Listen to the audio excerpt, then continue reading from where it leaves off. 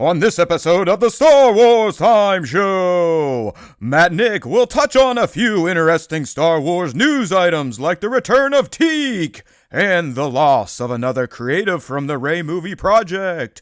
If news ain't your thing, the dudes will then tier rank the 11 Star Wars live-action films. Find out once and for all which flicks are S-tier and which ones are low-tier kind of affairs. Of course, we'll end with the question of the week responses and the latest round of top hot Star Wars fan artist features. Punch it, Chewie.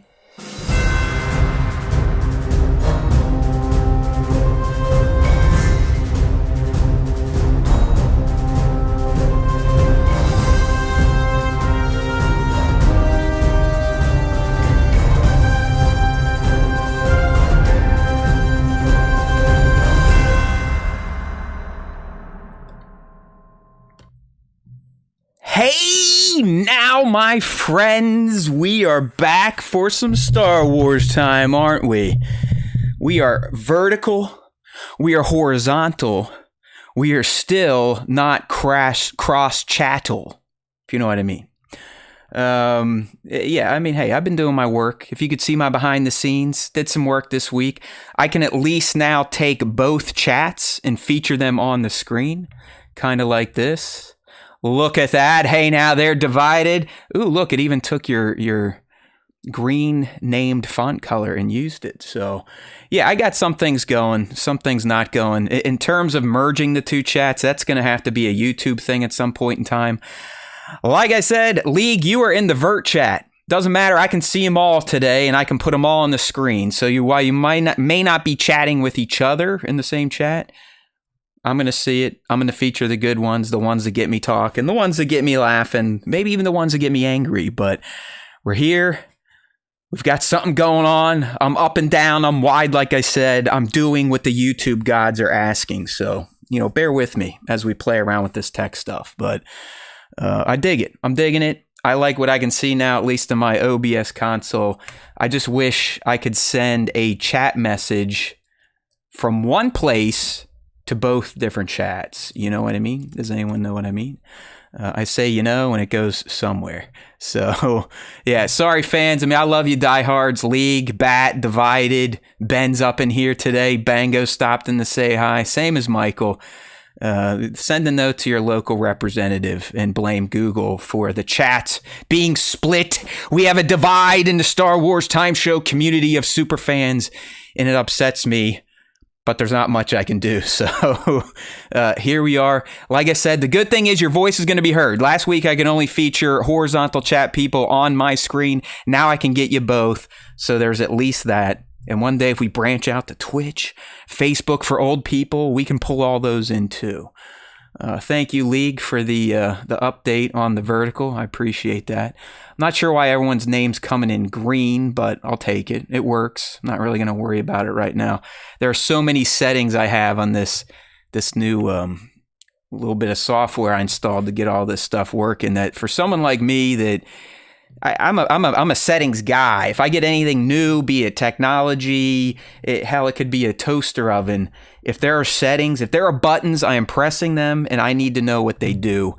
And this thing probably has, I'd say, 200 to 300 different settings I could make. So, is what it is. Green is good, Bat. There's no doubt about that. I may set the auto down chat. I can now, once I pop up an overlay, I can have it disappear after 20 seconds or so. So, yeah. Thanks, Ben. Share away, brother. We love that. We love the community out there stumping. We ask at the end of every show to get out there in your public square, in the town hall, and beat your chest for the SWTS. See, I can even rhyme here. This green thing is kind of driving me nuts a little bit. It should be yellow. Oh, there we go. Color names if original name color available. So maybe I should turn that off. Oh, well. We'll let you all have your green, right? Oh, crap. I just disabled the chat. Hopefully it still works. Yes. The numbers represent minutes on toasters. Bat and I, us old people, we grew up with toasters. Kind of like jam in. You could stick metal in it and maybe electrocute yourself. These days, it seems toaster ovens have kind of taken over everything. You can do anything with a toaster oven. You want to cook a steak? toaster oven. Reheat pizza, toaster oven. Or, no, I'm talking about an air fryer. I'm stupid. Let's go. All right. Hey there, the Benjamin. Welcome to the welcome to the Star Wars Time Show. All right, here we go. Okay, as you can see, I'm here by myself. Young Nick is definitely looped up and working still. He should be joining me for the meat of this episode. I know I've been kind of dilly-dallying here.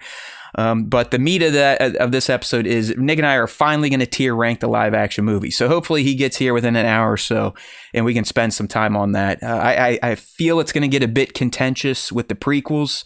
As we know, young Nick is, he's even more down on them than me. I mean, these days it seems like young Nick doesn't like anything pop culture. So who knows where this is going?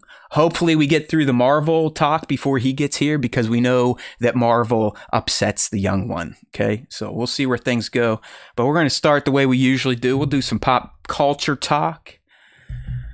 The team, as in my super fans, they asked me to talk on the massive announcement. I guess it was a leak, but then it became official of all the MCU stuff hitting Disney Plus over the next, I'd say, year and a half. It's insane, especially when you consider what Bob Iger said about the property and the need to cut down.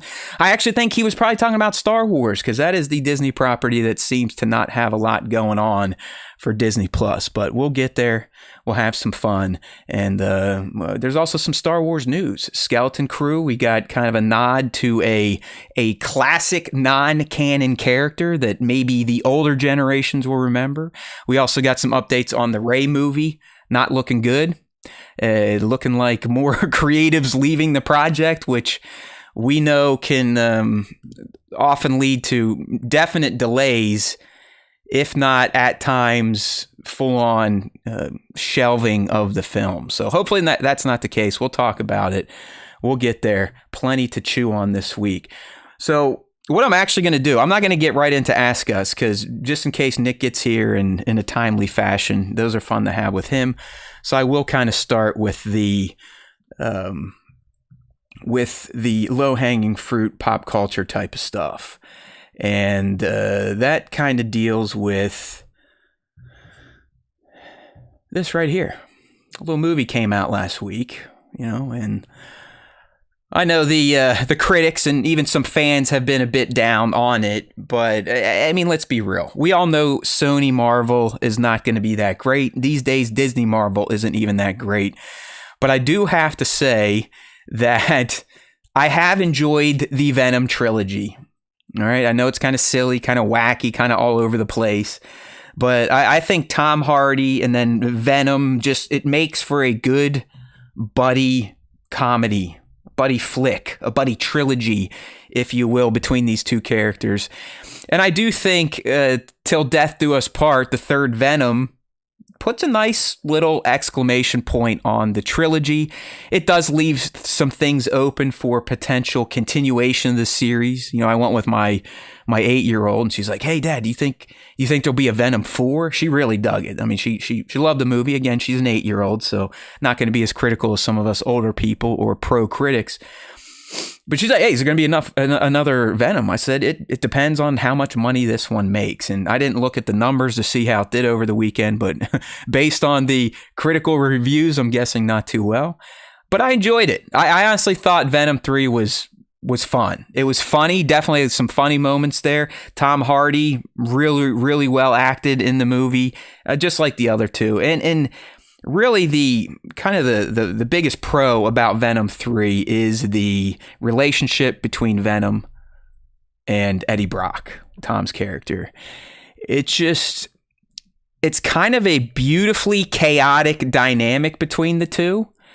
And it's such a good bond that by the end of the movie, some things happen. And I'm not going to lie, I was more emotionally invested in the Venom trilogy than I thought could possibly be imagined. I got a little touched, if you will. Not full on crying, but definitely got a little touched, and not in those areas where I'd have to call the police.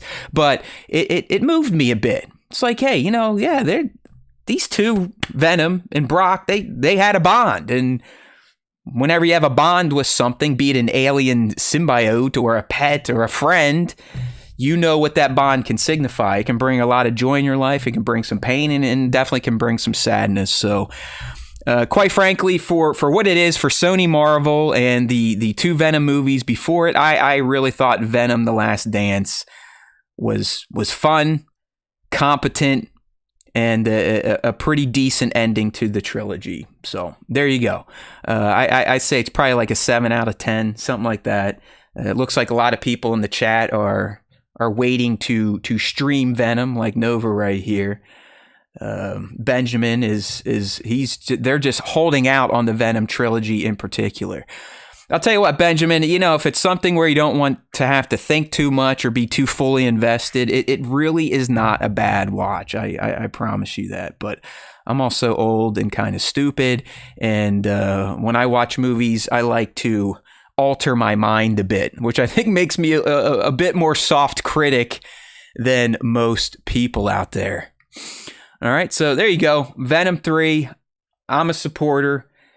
I say let's go to the movies, right? Let's pump some cash into cinema so it doesn't completely go away by 2026 and we can't watch the Mandalorian Grogu movie in theaters. So that's why I go to the movies, trying to support the industry and the art form, and I just love being at the cinema. All right, so there we go. Moving on to the Marvel news that the fandos wanted me to talk about. This kind of popped up a day or two ago. Like I said, I think this initially started as a leak, and then Disney had to follow suit and drop it out. So we got a ridiculous amount of new Marvel shows announced, for one coming at the end of this year and then a bunch in 25. I'm honestly flabbergasted, and this is one where I would kind of appreciate some of Nick's MCU curmudgeonness, because I know this would drive him insane if we were even talking about it, because he's way down the MCU, and for good reason. It has not lived up to the first 3 phases, but it's also, listen, like I said, I'm kind of gooey upstairs here. I'll watch whatever. I'll give it a chance. I don't let other people's opinions affect mine until I see something myself. So I'm not as down on the MCU, but what I do find weird about this news that you can see, if you're on the stream, by the way, if you ever want to make the crossover from the podcast only version of the show, which goes out to all major platforms a day after the live stream, but if you do want to try to get on the live stream, we now offer the vertical version, so perfect for your devices, and the horizontal, perfect for your TVs or desktops. And we do the stream every Wednesday, 5 p. East, or as close as we can get. YouTube.com/Star Wars Time Show. So, this Marvel news, just to recap, basically forced through a leak, Marvel announced this week that there are going to be 7 new Disney Plus shows. 7! And this comes a few months after Bob Iger was like, yo, we way overcommitted to the MCU. We're spending way too much money on Marvel stuff for Disney Plus. We need to scale that back. And yet here we are today with an announcement complete with a sizzle reel trailer that there are going to be 7 new MCU shows hitting Disney Plus from the end of 24 through 2025. And I think that's kind of nuts. It's just, I don't know. I don't know what we're doing here. I like, if we can have the CEO say, hey, we're doing too much Marvel, we need to scale back. But then they only scale back on Star Wars Disney Plus content. What world are we living in?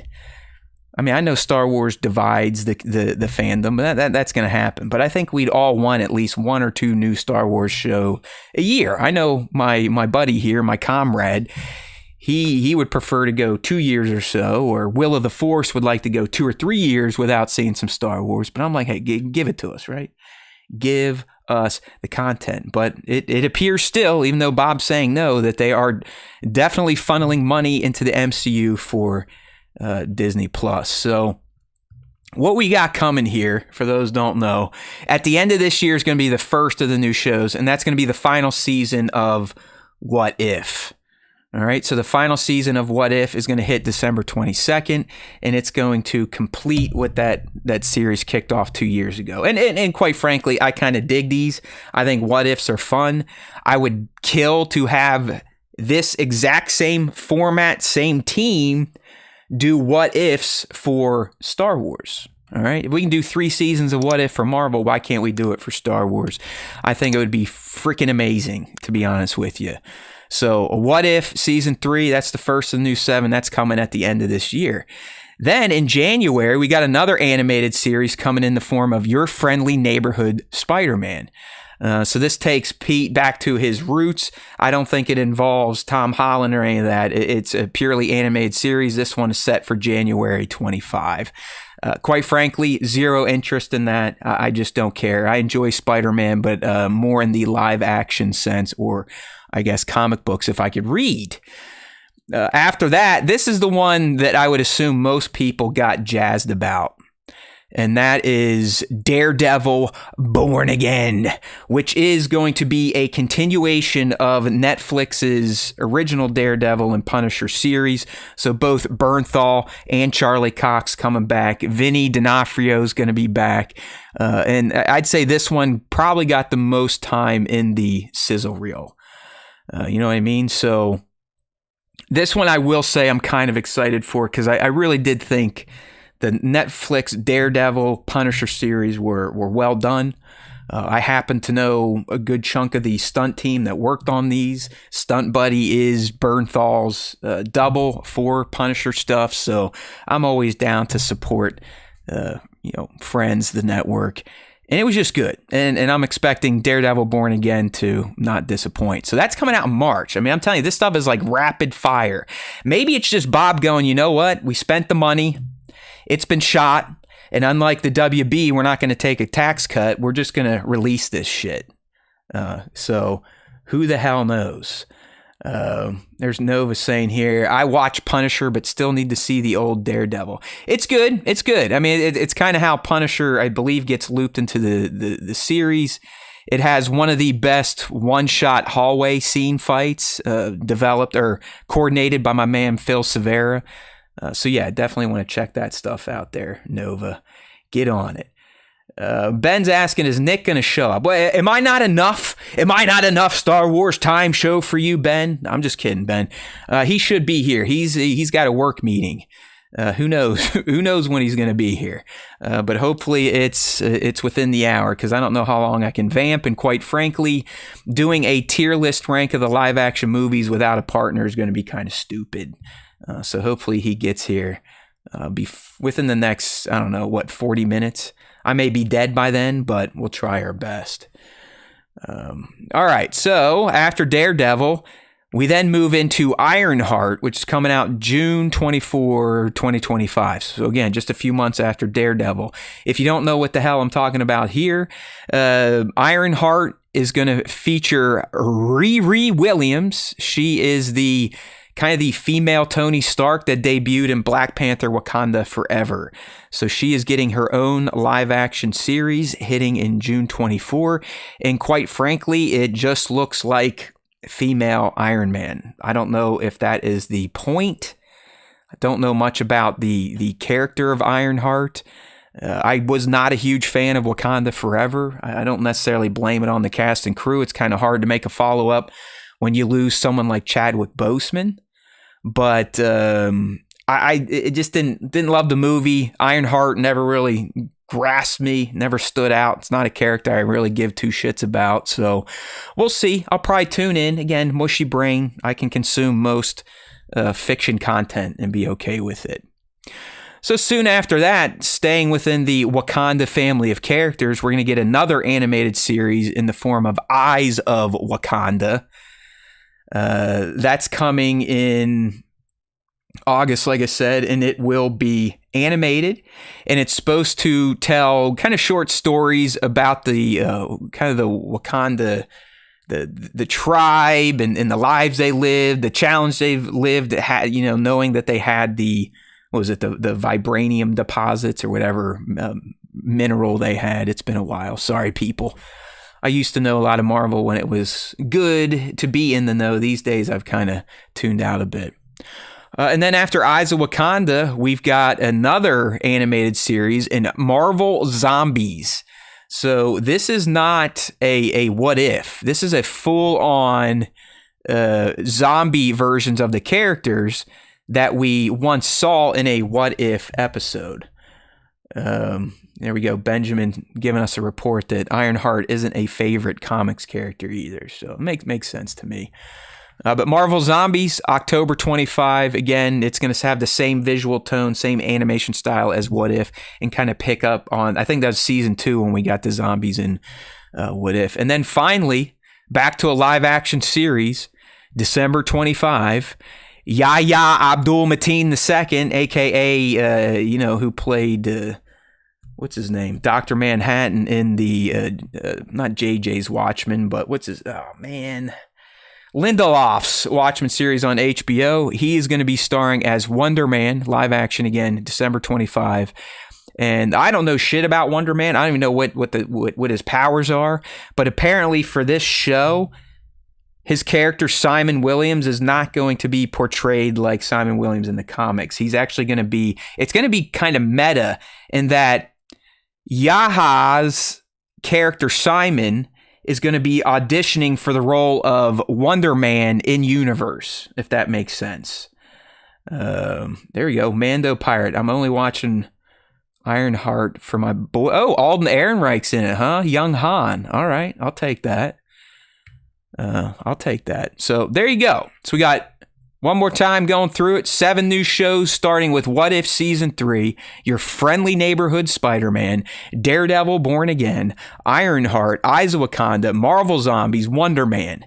It's almost like Disney Plus wants to go out of business. I do not understand this slog of a lineup. I think this might be the most saturated Marvel or Star Wars lineup since Disney Plus's debut. Anyone else? Doesn't it seem a little heavy? I mean, to roll out 7 shows essentially in a year's time from December 24 to December 25. I just realized I haven't recorded my stem, so yay me. There's always a fuck up here, my friends. You gotta love the Star Wars Time Show. I just gotta let Nick know that I forgot to record mine. So we don't need to record stems at all. We'll just use the YouTube audio for the podcast only version. Apologies, podcast fans, because I know the quality is not as great. But hey, shit happens, especially when you have an idiot running your technology, and that's me. All right, so that's kind of my take on the MCU stuff. I think it's too much. I do think some of the series look interesting. Daredevil probably being number 1, then What If, then Zombies. Outside of that, don't really have a strong pull to any of those. And I'll tell you right now, young Nick could give 2 shits. I will speak his mind for him. He told me I'm allowed to do that when it comes to Marvel properties. I guess the one cool thing about Wonder Man and its meta-ness is that Ben Kingsley's character from Iron Man 3, and I know he showed up again in a recent movie, he's going to be in it too, obviously as an actor working with Yaha's character and all that stuff. This just seems like a slog. This is something you would probably expect to be spread out over at least 2 years. But for you Marvel fans, you know what? I'm not going to piss on your parade. If this gets you jazzed, if you're getting moist down below the belt, or if you're getting a little THO or getting chubby over this stuff, good for you. Don't let me steal your joy. I mean, I got no beef with you all getting excited about this. I just think, me personally, it's a little too much, and I just, outside Deadpool and Wolverine, there's not much you can kind of hang your fan hat on with the MCU. Really since what, 2018, 2019, when everyone saved the people from the blip, which sucks because, hot damn, man, the first 3 phases of the MCU were just absolutely spectacular. Some of the best kind of disjointed storytelling and being able to bring it all together. I mean, all those movies, there's like, 39 movies brought together in a fantastic end through Infinity War and then Endgame. It's sad what the MCU has become. Hey, B-Mad's up in here. Hey, brother. Yep, just me today. Young Nick should be here in time for the tear-off or the pissing match between ourselves to rank the 11 live-action Star Wars flicks. So, good to see you, brother. Thank you for the donation. We speak your name. And B-Mad, they're only excited for Spider-Man. So, hey, to each their own, like I said. All right, so there you go. There is my spiel on the MCU mega dump that, again, was forced because of a leak. So let's get into a little bit of Star Wars time. There's always time for Star Wars time, if you know what I mean. All right. So this one here, it probably depends on your age, on how much this may even resonate with you. There we go. Ben, Ray, they're all over. They're on top of it. Ben's got it. Teek. If you don't know who Teek is, look it up. Teek, and then do yourself a favor and try to watch the Battle for Endor, which I do believe is on Disney+. So the big news here is that the Teek, that's what they're calling it. I don't know. I always thought his name was just Teek. But in this article, and even the guy that directed the episode that Teek is going to show up in, they're calling the Teek. I mean, it literally says Star Wars Skeleton Crew will bring back the Teek from Ewok movie, The Battle for Endor. I am of the 80s, born in 80, so I definitely was watching the Ewok TV movies. It was what Band of Courage or something like that, and then the Battle for Endor. Battle for Endor was always my favorite. You had that witch. You had Sarek. He was like this crazy skeleton-looking meanie. You had the Ewoks. You had this family that crash landed there with Sindel, and I forget her brother's name. Sindel. Obviously, Wicket had a starring role in there. But then there's this Teek character. And he was a rough-looking puppet. You can see the image here on the live stream. He's sitting there with his boy Wicket. But Teek, apparently, they're another alien species that lives on Endor, and they're super fast. They're the speedsters of Endor. They're the speedsters of the Star Wars galaxy. So that's right. Thank you, B-Mad. B-Mad saying Ewoks coming back. I have a chance to be cast for a role. That is a shot at my extremely diminutive height, and I do not disagree, B-Mad. Good one there. Although, I don't know, how tall are you? Are you just tall and skinny, or are you short and skinny? Because I've seen pictures of you, pal. I don't know how tall you are either. See me wagging my finger at you? So if you like the old Ewok movies, you got to get a little jazz that Teek is coming back, and he's going to be in Skeleton Crew. So it's like, how is he going to get in there? Are we going to Endor? Or is Teek left Endor? That's exciting. I mean, to me, to think that we could be returning to Endor in the Mandoverse timeline and running into Teek, that's pretty fucking cool. You know what I mean? That's pretty cool. I would definitely love to see this because, Teek was definitely a character that stood out. I'll never forget the guy because, he was always kind of messing with the Ewoks, messing with Wicket, messing with the humans, kind of stealing shit. And then again, he's super fast. So he's definitely coming back. He's going to be in an episode directed by filmmaker David Lowery. And Lowery's like, listen, man, we are going practical all the way. My episode, he basically just said my episode is the puppet episode. So I really do. It does feel like we could be going to Endor. Because I don't you see what Teek looks like. You see Ewoks. They're not spacefaring races. They don't have spaceships. So unless Teek is enslaved or captured somewhere for some reason, I gotta lean towards we may be going to Endor in Skeleton Crew, which I think could be pretty rad. Yeah, I mean, Mando, who knows? I mean, he could get off world, like I said. I don't know if it would make sense if they build their ships and they're taking off, but maybe if he was captured, taken into slavery, who knows?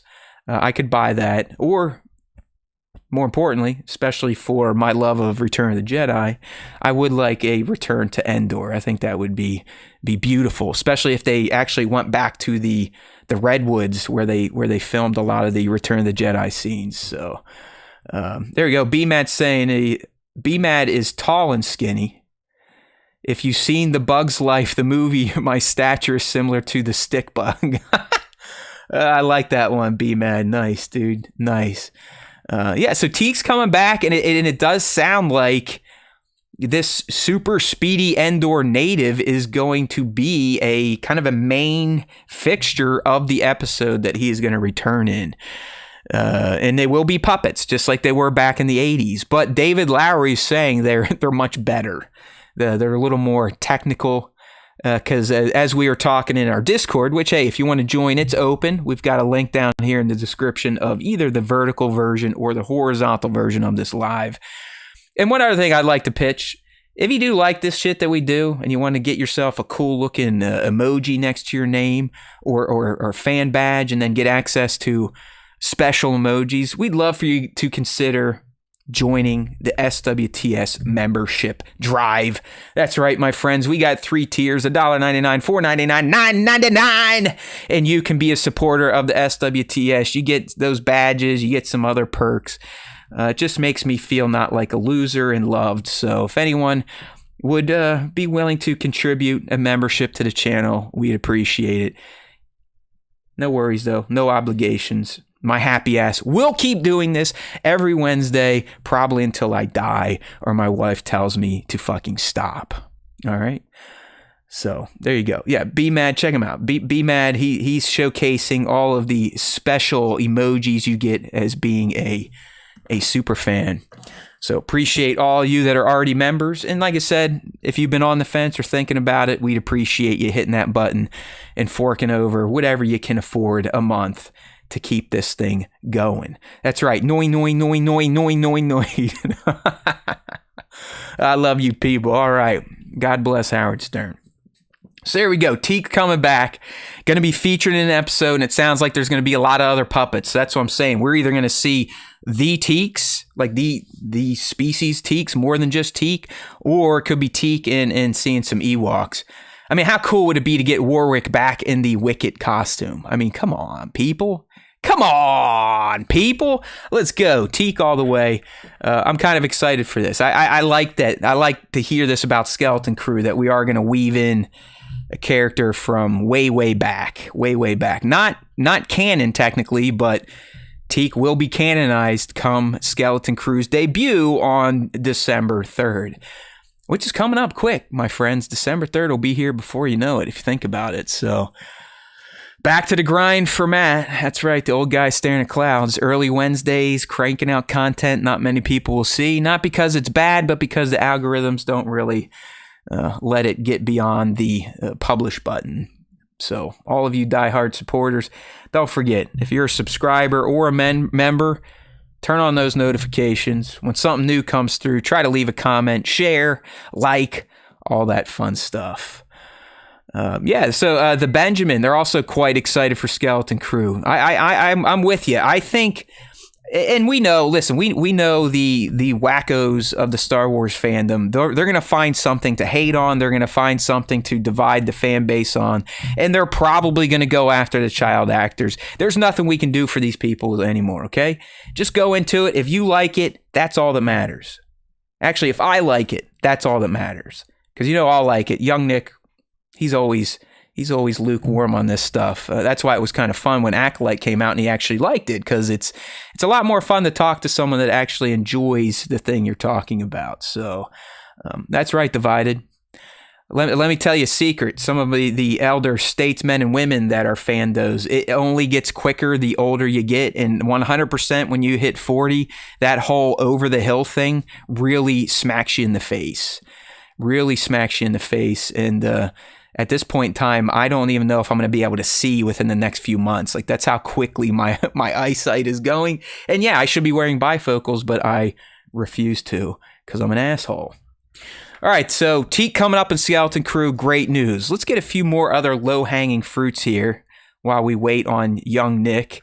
And these are about the Rey movie. Okay, Rey movie supposed to be coming out in 2026. It's now almost the end of 24. Script still isn't done, and as we learned a few days ago, they lost another creative. This kind of seems to be the thing these days at Lucasfilm when it comes to new Star Wars movies. Unless Dave or Jon Favreau are involved, it seems these things can't get off the fucking ground. They can't get out of the writer's room. People can't agree. People either get fired or let go or quit. And it's kind of a bummer. It's kind of a bummer. And you do have to question Kathleen Kennedy's leadership a bit. Now, I'm not one of these nut jobs that think she's the Antichrist of Star Wars and ruined everything, but I do think she has made some questionable management decisions in her tenure running Lucasfilm. The first being the whole just complete shit show decision for the sequel trilogy to decide, yeah, let's pick 3 different directors and 3 different writers to create a cohesive trilogy. That was just dumb as shit. And then she makes all these announcements and rah-rah-rahs everything, and then something happens with the creatives or the project falls away, and it just looks bad. I mean, it's bad PR. I don't care what everyone's saying. So I don't know what the hell's going on there. I don't know why these people can't agree. Where the hell is Dave Filoni, the chief creative officer? He should be in there kind of playing mediator on these types of projects, because you know what happened 5 days ago. It's reported here from Puck News that Stephen Knight, who was the screenwriter hired to take over for Damon Lindelof and Justin Britt Gibson, is now leaving himself. So since this project has been announced, it's lost its first set of writers and now its second screenwriter. There's still no real date, any concrete information. Script clearly isn't done, although Daisy has said, you know, she's seen some things, she's read some things. You know, you have that stuff going on out there. But I hate to say it, just what's happening with the Rey movie is not good. It does not bode well for its release in theaters. I'm not saying I think it's going to get shelved, because I do think they really want to get the 3 movies they announced 2 years ago going, the Dawn of the Jedi, the New Jedi Order, and then Dave's second Mandalorian movie. But when you have this type of shit going on and you can't even get the production off the ground, I don't have a lot of faith. And if you look at the track record of Lucasfilm when it comes to movies, how can we have faith? There hasn't been a movie since 2019. And all the movies announced, hell, as early as 2016, 2017, are gone, not talked about, buried under some bridge in New York City. I don't know. Where's the Rian Johnson trilogy? Where's Taika's movie? Don't forget the Game of Thrones bros that were doing a movie. Rogue Squadron. Okay, people? You see what I'm saying here? So whenever we start to get some of this stuff and the news of creatives leaving and scripts not being done, or, oh yeah, I like it, but it's not ready, I don't know when we're shooting, it's not a good sign, okay? I'm not saying here like it's for sure, the Rey movie is for sure not going to happen, because I do think everyone wants it to happen. I just don't know what's going on at Lucasfilm these days. Like, and I hate the narrative around Kathleen Kennedy that, you know, she's just some woke woman that doesn't know what she's doing. That's not what I'm saying. I'm just saying, as a human, it's pretty clear now she's mismanaging some of this stuff. Mismanaging it. I mean, straight up. And Bob Iger lets it roll, and he's fucked some stuff up too. So, I mean, he's not untouchable in this. But this is not good news. But a few days later, if we just scroll up on Star Wars Leak, there's lovely Miss Daisy Ridley right there. Speaking of which, our boy Devin Doty got to meet Daisy, I believe, a week ago. So kudos to him. Kicking ass there. We're jealous of you, Devin. We speak your name. But she was talking to this Josh Horowitz guy, Happy, Sad, Confused. And it obviously was being asked about the Rey movie, and she was kind of hesitant, and I took it as like she knows more than she's allowed to tell, which I guess is a good sign. But she says, we're waiting for imminent news, I would say. I might have already seen something. There might be a date of when we're, the next stages. So that's either just a straight non-answer because nothing really is happening, or something is happening. It's good. We have positive momentum, and Daisy Ridley is just not allowed to let it loose yet. But she is teasing, imminent news. Could it be a poster, a release date, a shooting date? If they are still trying to release this movie in 26, because you gotta remember, here's the cadence. We're gonna get Mandalorian Grogu May of 2026. There was an open slot December 26 for another Star Wars film, and many people believed it was the Daisy movie, the Rey movie, because that one, in regards to Dawn of the Jedi and then the second Mando movie, they're not even being really discussed at this point. Where the Rey movie, it had writers, it sounded like they were ready to start shooting this year, and then whatever, shit got fucked up and it fell through. So I would say if they don't start shooting by the end of this year or early in January of 25, I don't know how we get this movie in 2026. Although JJ somehow got The Rise of Skywalker done in like a year and a half. So it can be done if somehow Palpatine returns and you have a kind of a horrendous exclamation point to your sequel trilogy. So the Rey movie, my friends, I hate to tell you, it's in the same Twilight Zone as all the other announced movies. And it may be going the way of the Ryan movie, the Taika movie, where it's just never talked about again, like it never existed. It's going to go hang out with Jimmy Hoffa somewhere, so no one ever knows about it again or can find it. And it's kind of a bummer. I'd say one of the shining lights of the sequel to me was Rey. Loved Rey, especially in TFA, and then they kind of fuck her up by Tross. But I definitely would like to see what a more wise, aged Rey would do. What are we looking at in a sequel to The Rise of Skywalker? Evil has been vanquished in the galaxy, so what are we going to deal with? Is it going to hopefully not another rise of an imperial force? Hopefully not another remnant, but maybe an outside force coming in. You know what I mean? Like it has the potential to kind of scratch the surface on something new, at least from an antagonistic standpoint. This Rey movie could finally get away from the whole, it's the little rebels against the evil empire, the evil order. It could be, it's this galaxy versus the Yuuzhan Vong or something like that. And I think that would be pretty awesome. We just need Lucasfilm to get its collective asses out of it, their collective heads out of their asses. And, let's get some rubber hitting the road here and actually start shooting these goddamn movies. You know what I want? All right. Yeah, so I mean, look, fandos, they're excited for it. I'm excited for it.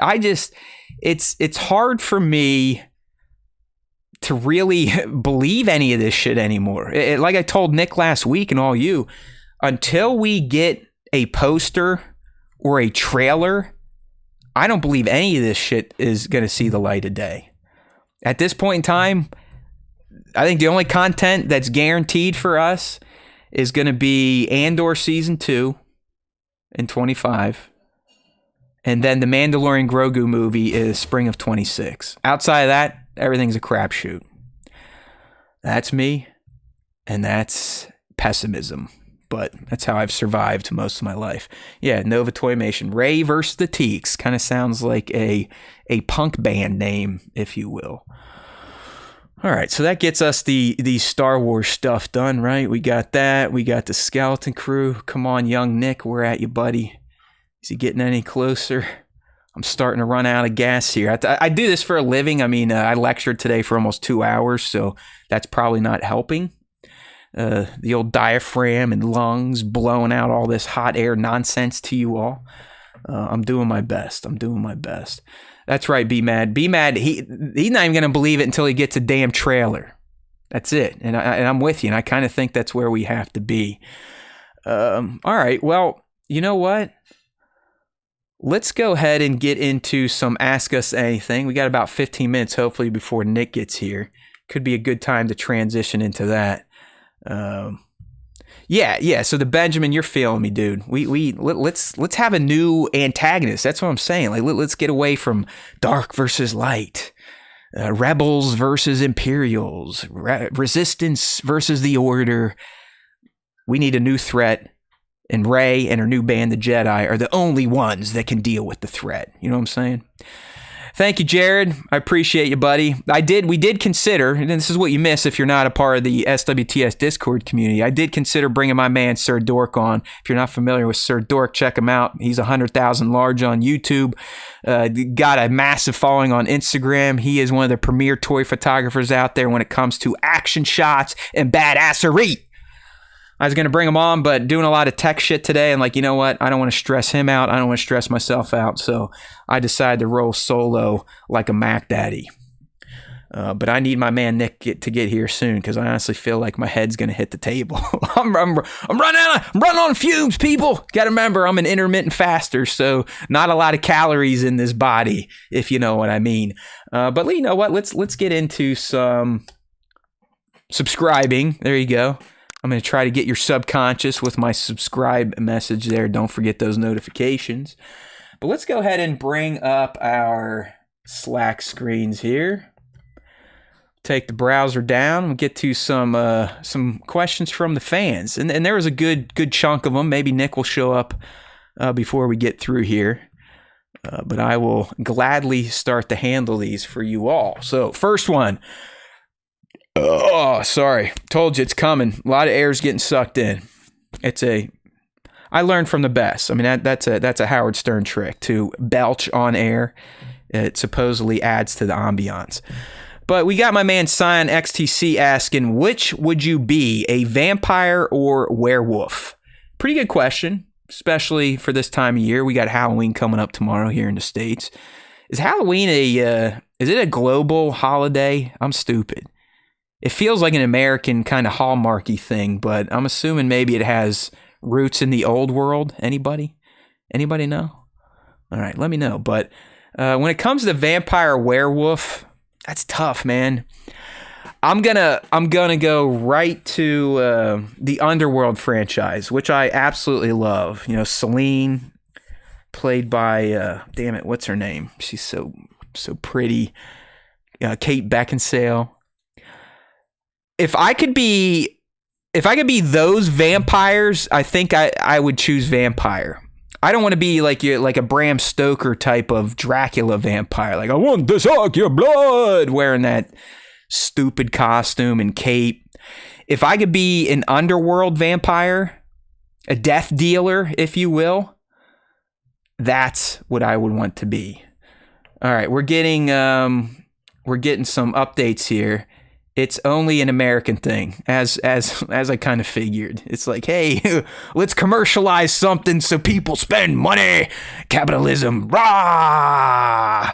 B-Mad going vampire all day. Werewolves are just furries. League also correcting us. Yep, USA only thing. And then it's commercialized everywhere else.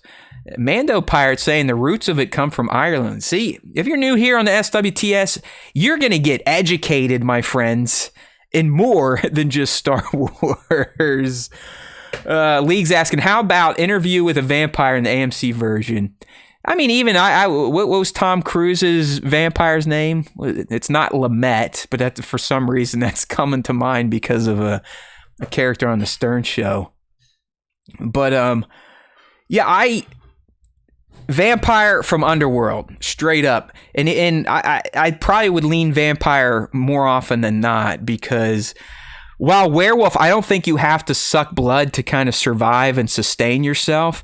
I would not want my body to break itself every time I needed to change into a lichen or something. So I'm sticking vampire. They got the superpowers and all that fun shit. So yeah, vampire. Thank you. Lestat, there you go. Thanks, Bat. Lestat, there we go. Man, the old brain just ain't. It's not able to recall like it used to. It's kind of disappointing, to be honest with you all. Okay, this comes from Michael Kramer 98. Do you think the Rey movie will get shelved? See the last segment, Michael. I kind of laid into it. I don't think it's going to get shelved.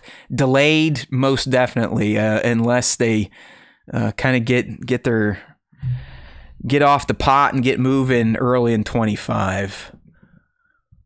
Another one here, Abigail Sky. What are your favorite movies to watch around Halloween?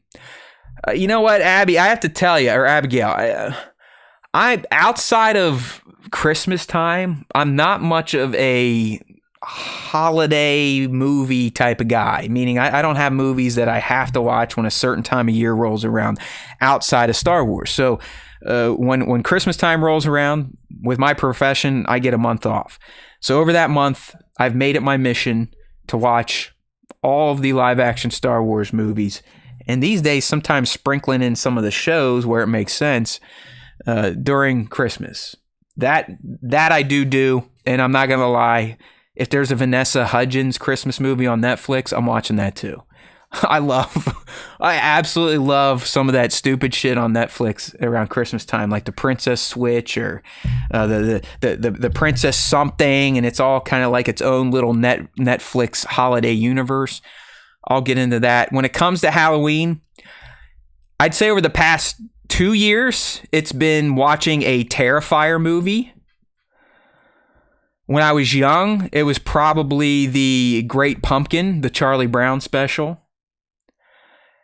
And I guess just because I watched it in October, Beetlejuice. But there's definitely not movies I'm like, ooh, I gotta watch this in October. And I know, I mean, there's some people that we follow on Instagram, they have a movie to watch all 31 days throughout the month. And yeah, listen, I think that's great. But for Halloween, no, nothing that I feel like I have to watch. But if Terrifier 4 is out next year, I'll probably go check it out. Did the Scream movies used to come out during Halloween? Maybe that would count too. You never know. All right, let me take just a quick little breath without having dead air. I'm trying to figure this out. There we go. Yeah, Nova Toymation getting in Terrifier 1 and 2. Have you seen the third one yet, Nova? Holy shit. Whoa! You've got to be a disturbing person to make those films and possibly even more disturbing to watch those movies. And that's me. Hello. Welcome, my friends. Okay, next question we have coming. Another one for Michael Kramer. All right. This one for Nick. How many tats do you have? Enough. Did that sound like Nick? Was my impression of Nick good? Enough. And Matt, do you think we will see Null again in the MCU? I'm being asked that question in particular because Mike knows I went and saw Venom 3, and Null is kinda the big bad, sorta. I have no clue who he is. Apparently he was played by Andy Serkis. He's trapped on some planet. He's the father of the symbiotes and some of these other crazy looking like praying mantis aliens that can't be killed. Do I think we'll see Null again in the MCU? If Venom 3 makes enough money. That's my answer. If Venom 3 makes enough money. Next question. Oh, from Nova. Pumpkin beer. Yes, no, or get out. All right. Richard Christie. I love pumpkin beer. I love all beer. I just love drinking. It's my favorite. No, pumpkin beer to me is a get out. I'm an IPA guy. It's got to be IPA. Like, I even struggle to drink light beer these days. Used to drink some Coors Light. That was kind of my go-to. And I guess these days, if I still have to have a light beer, or if I don't want to feel like complete shit the next day from drinking high alc IPA, I'll have some Coors Light. But I need that hoppiness, you know, and I don't want to taste cold, the cold inside of a pumpkin. I've never really understood the fascination with the pumpkin taste, to be honest with you. I can tolerate it in small instances, but not a big pumpkin pie guy. None of this pumpkin spice latte shit. I can't even drink caffeine. So, this one's a get out. So, tell Richard to pour it in his asshole. All right. That's my best Richard Christie impression. Oh, there we go. Bat coming through with an update here for those that care about Null. It might be in the new Avengers movie. All right. Hey, B-Mad asking, pecan pie or apple pie? Glad you asked. This is an important question, and I need to kind of make this statement. Fruit is not a dessert. Fruit is not a dessert. So any dessert that incorporates fruit in it and is trying to be passed off as a dessert is bullshit. All right? Bullshit. Apple pie to me is one of the most disgusting things I've ever seen, touched, or tasted. Warm apples are not right. Apples aren't meant to be warm unless you're turning them into a hot cider. But a warm, like mushy apple, get the fuck out of here. Like the texture's wrong, the taste is wrong. It's bad. I don't like apple crisp, apple pie. Fuck it. No fruit in desserts. Desserts need to be bad sugar, saturated fats, a bunch of triglycerides. We don't need fruit in desserts. I hate fruit desserts. Fruit tarts. Fuck fruit. Fruit's good on its own. It's a healthy dessert. It's a nice little snack. It's not what you want when you say I need a dessert. If someone brings me a fruit for dessert, I'm going to fucking knock it out of their hands. Okay? That's right. League, you are correct. Fruit is not a dessert. Everyone needs to understand this. Thank you. Bat, 100%. Pineapple on pizza, because pizza's not a dessert, and pineapple, especially with some bacon and ham, tastes really freaking good on a pizza. A Hawaiian pizza is okay, but I'm not eating fruit for dessert. I'll have fruit for lunch. I'll have fruit after a cup of yogurt, but I'm not going to say, oh, I'm thinking about dessert. I'll have some fruit. No. Get the hell out of here. Parfaits with chocolate and fruit? No. Chocolate, sure. Fruit, no. Like, dude, I'm not kidding. Like that, I know this might seem like I'm playing around. I fundamentally do not think fruit is a dessert. I don't want it in a dessert. I want bad shit in a dessert. And I know fruit, if overdone, can be bad for you too. It's a lot of sugar, but it ain't the cancerous causing sugar that you can get in a tub of ice cream or a cake, something like that. Those are desserts. Fruit pies are not. Pecan pies are good. Thank you. Man, you guys got me all over the place. Great question. Whoever asked that. I mean, even the chat's active here. Well, yeah, I mean, League, you're from New York. I understand why you're not going to put pineapple on pizza. But when you live in the Midwest and you don't really have eclectic pizza shops to go to and you got to fucking have Domino's, you got to dress that shit up, okay? You got to dress it up. So we're going to throw some pineapple on it every once in a while. But if you really want to know my favorite pizza order, or pizza, it's Grotto Pizza. They're out in the state of Delaware, and they're just plain cheese. I think is fucking magical. If I'm doing a topping pizza these days, I have kind of folded pepperoni back in. Do some pepperoni, either red or green pepper, some onions, maybe some black olives. I kind of like the supreme type of shit. You know what I mean? There we go.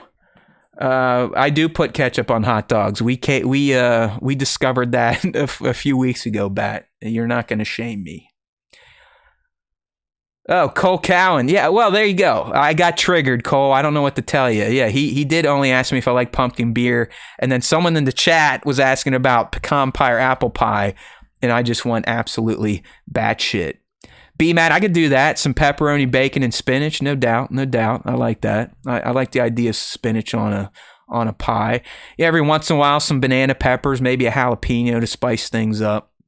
But to me, I think really pizza is best enjoyed either plain or with a little bit of, just a pepperoni slice. If the sausage is good, go ahead and throw some of that on there. Oh, mushrooms too. I mean, you got to have mushrooms on a pie. All right. I don't even know what type of show we're doing anymore. We're just trying to kill time. It is 6 o'clock. Young Nick still isn't here, so I have no clue what the hell's going on. And I may be getting into a Star Wars quiz here after we run out of questions. All right, Abby, getting another question here. You get invited to a potluck. What dish do you bring? Well, not a fruit dessert. Okay, that's for sure. Pecan is a fruit. Well, it's the right kind of fruit. Then I don't believe it. I thought a pecan was a nut. Isn't a pecan a nut, or am I crazy? Oh shit! Someone's calling in. Oh, hold on. Let's bring Nick into the chat here. Let's bring him in. Hold on. We gotta switch some things around. Go ahead and clarify yourself, good buddy.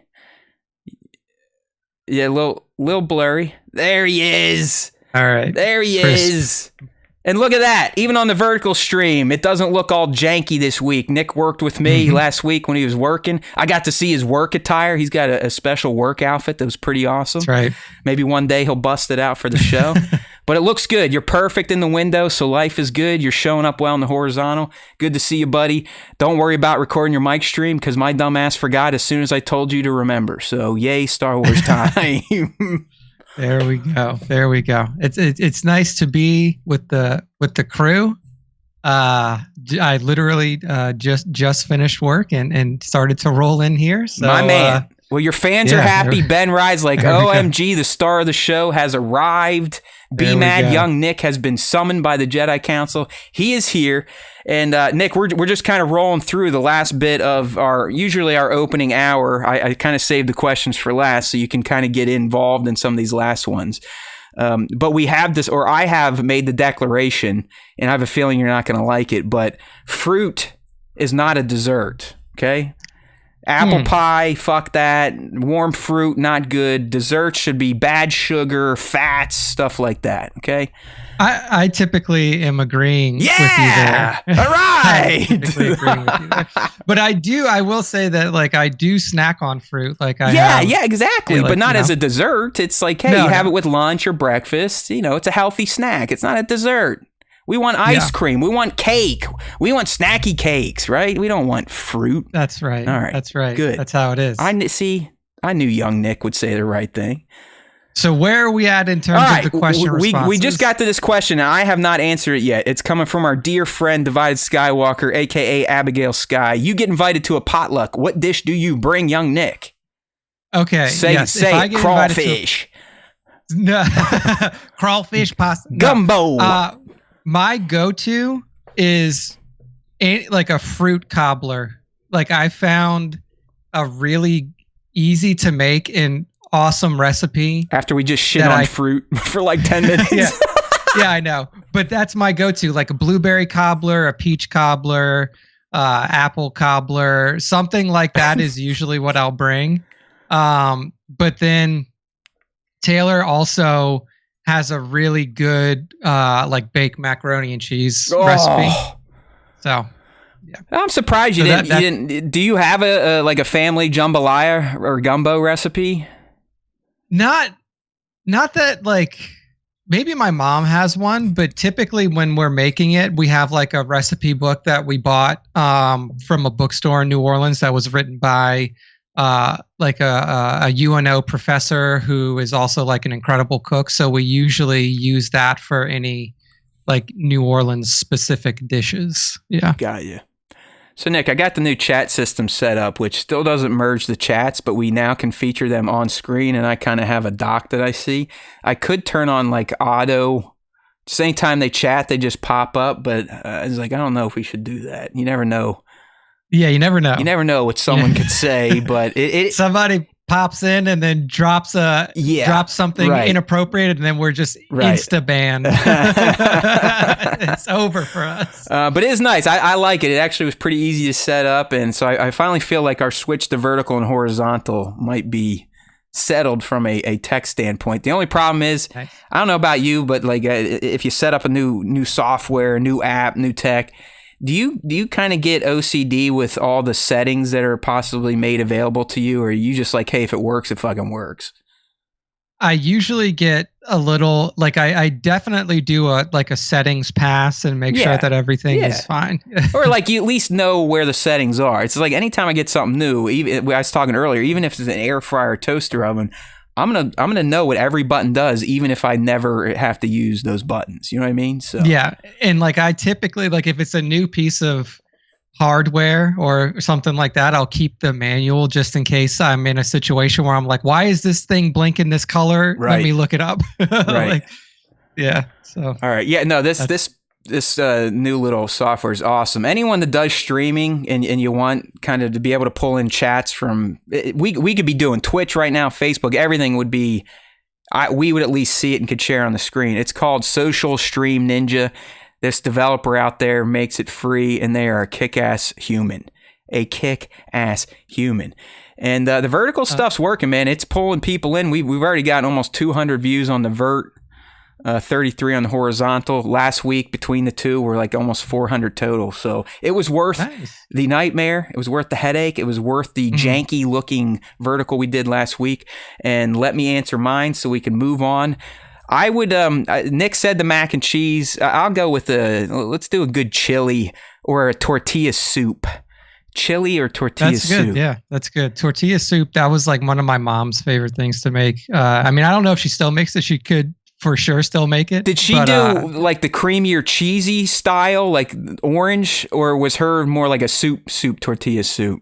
Yeah, hers was more like a soup, like a real soup. Yeah, for sure. Yeah, because one of my favorite is the oh shit, it's from GFS. I don't know if you have GFS in Texas or down south. It's like a global food supply. It's like bulk food shit. But they have a tortilla soup that this restaurant Max and Irma's used to serve, and my dad worked there. I got to eat there for free, so naturally that's my favorite type, and I kind of need to eat it because that's more like the cheesy, thick tortilla soup. Then you throw in those tortilla strips. Ooh, yeah, that sounds good. Yes. That sounds good. Nova's asking, is it possible to start live streaming on IG with the merged chats? Yeah, I just got to figure out how to stream to IG, which I don't know if they accept stream keys. Yeah, I don't know how IG streaming works. I know that there was something we explored the possibility of like a multi-stream before, and I know that there is a plugin for OBS or some sort of something like that allows you to stream to different platforms.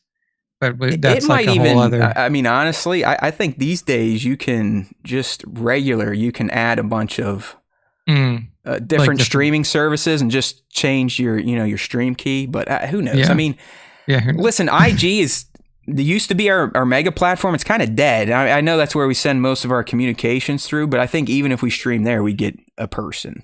Yeah, I mean, who knows? I'll think about it. If it's not too much of a nightmare that's going to waste another 2 days of my life, maybe. But I'll look into it. It's something we can look into. All right. I'll answer one previous question because I see that Kramer asked me how many tattoos that I have. I have 9 tattoos. Okay, perfect. I have 9 tattoos, and of the 9 tattoos, let me count how many are Star Wars related. So I count this one. It's hard. I don't know if you guys can see it on the camera. That's two individual tattoos that I got at the same time. One of the Death Star and one of a Star Destroyer. So I'll count those as 2. So that's 2, 3, 4, 5. I have 5 of my 9 tattoos are Star Wars tattoos. So more than half of my tattoos are Star Wars tattoos. Excellent. See, Nick he's nothing but fan service. So he is here for you. So which one is my favorite? You got it. So it's the one that I just showed. It's my forearm tattoo of the Death Star and of the Star Destroyer. And this one, I love this one so much because it was a stick and poke tattoo. So this whole tattoo was done by one girl with one needle that she was just holding with her hand and poking me with doing the tattoo. This is your most recent too, right? This is my most recent one as well. Yeah. So it's super, like, it's really hard to hold it up to the camera, but it's super detailed. The line work is absolutely incredible. This looks like a better like this. I have the ROTJ Death Star, so the Death Star that is partially destroyed or not fully completed, and the line work on it is absolutely incredible. I mean, this girl is extremely talented. It was a really different way to get a tattoo because all of my other tattoos have been gun, like just with the regular tattoo gun, but like watching her sit there and just like individual pokes the whole time. It took about 3 hours to get it done. But it was a really cool experience. Amen. Not me. I'm still a clean canvas, mostly because I just don't know what I want. And I don't want to put something on that I'm not going to love or think is badass. So I'm just, the one I would get, Nick knows exactly what it is, but someone already has it, so you can't have it. Yeah, I know. Is it? You have to rip the skin off of Ryan's arm. Dude, you should see his arm now. I mean, I think the sleeve's complete, but he's got a great Leia portrait on there now with that Vader, and he's got like an X-Wing. It's fucking badass. I'm a big puss. It's not the pain. I think I would love the pain. It's just, I struggle, as you can see in our layout here. I'm not very good at graphical arts and coming up with that type of shit. I really do think our stream looks like it was designed by a 44-year-old white man. It's ghetto. I need some of you youngins to create me like a cool looking overlays that are a little bit more modern, but that's just who I am. Like I know what I like when I see it, but I can't kind of visualize and then tell someone what I want. So it would be, I want that one that someone already has, and I don't want to be a fucking poser. You know what I mean? Yeah. So here we go. Yeah. But yeah, I mean, I love tattoos. I see that League said that she has like a poke style Tabori tattoo, which I believe is the one where they have, and I'll look it up now. Yeah, it's the Japanese style poke tattoo, I think, where they're using like an implement, it's like a longer stick implement, I think. But there's also a Maori style that is like, it's almost like looks like a back scratcher where they like tap it along your skin and do it that way. But yeah, I see somebody, BMAT said, get AI to do a tattoo for you. I told Matt before, we have some incredible artists in this community, in our community. Hey, I've been busting out some sweet AI art. I've been sharing it in the chat. I seem to have a thing with Darth Vader riding on a unicorn. I'm not sure why, but that's what I keep creating. So, but I think that if Matt reached out to somebody, like there was somebody who like agreed that said that he would. Yeah, do a Cody tattoo tweets. for you. That's another like. Again, we are very good at sucking people in, and they're like, "Yeah, we love these guys," and then they're like, "Yeah, fuck it, who cares?" And they just disappear forever. So those that do stick around, come back each week, we owe you one. We probably should be paying you all instead of you all members paying us, to be honest with you. So I'll tell you this too. I bet you Devin could whip you up a badass like vector art piece that you could get tattooed. Yeah, that motherfucker. He these days he's hanging with Daisy Ridley at events and stuff. So I doubt this guy. He's on the top of the world. He's on the top of the moon. He is a dude. And our boy SW Props. I mean, he's basically just lives overseas now. I think he's been in Italy for like the past month running cons, and it's awesome what those dudes are getting into. Okay, we got a few more to get through here. Coming from Baron's Black Series, little boy, what's your favorite plane, Nick? What is my favorite plane? Damn, I don't know if I've ridden on that many different kinds of planes. I'd say jets would work too if you ever got in the jets as a kid. I know I was big in the jets through Top Gun and Iron Eagle. It was kind of a continuation of my love of Star Wars and the X-Wings and whatnot. Yeah, I mean, like I would say that the F-35s are really cool. I think that's the vertical takeoff one. One of my friend Phil, that was one thing that he used to. Well, don't get him killed. Yeah, I can't say that. But that was one of his that was one of his primary things when we were in high school. He was like, I really want to go into aerospace engineering because I want to work on fighter jets. And that was, I believe it was the F-35 that was one of his favorites. And he showed me videos of it and stuff like that. And it's pretty awesome. So I'll say that one. Yeah, see, like I said, I actually preferred Iron Eagle over the first Top Gun. I don't know why. That's how my little kid brain worked. So I'm probably going to go the F-14 or F-18, like the F-14 Tomcat from the original Top Gun. I mean, that's hard to hate. And then what's the successor to that? Is it the F-18? It might be, the Boeing FA-18 Super Hornet. So, yep, that's where I'm at on favorite planes there. Little Bennett, thank you for your question. Okay, EKU Rory, bar soap or liquid soap for showering? That's a quality one. I use liquid soap now. I used to use bar when I was growing up, but I think that it's almost harder to find like bar shower soap now. Yeah, you got to in get that stores. Sasquatch brand that's only sold through Instagram or whatever. I think they have some Star Wars bars through it too. Yeah, I was gonna say. Yeah, I saw that. So I use liquid soap Here, now. again, I'm kind of a weirdo, but I prefer bar soap, but I use liquid soap, and there's a big reason for that.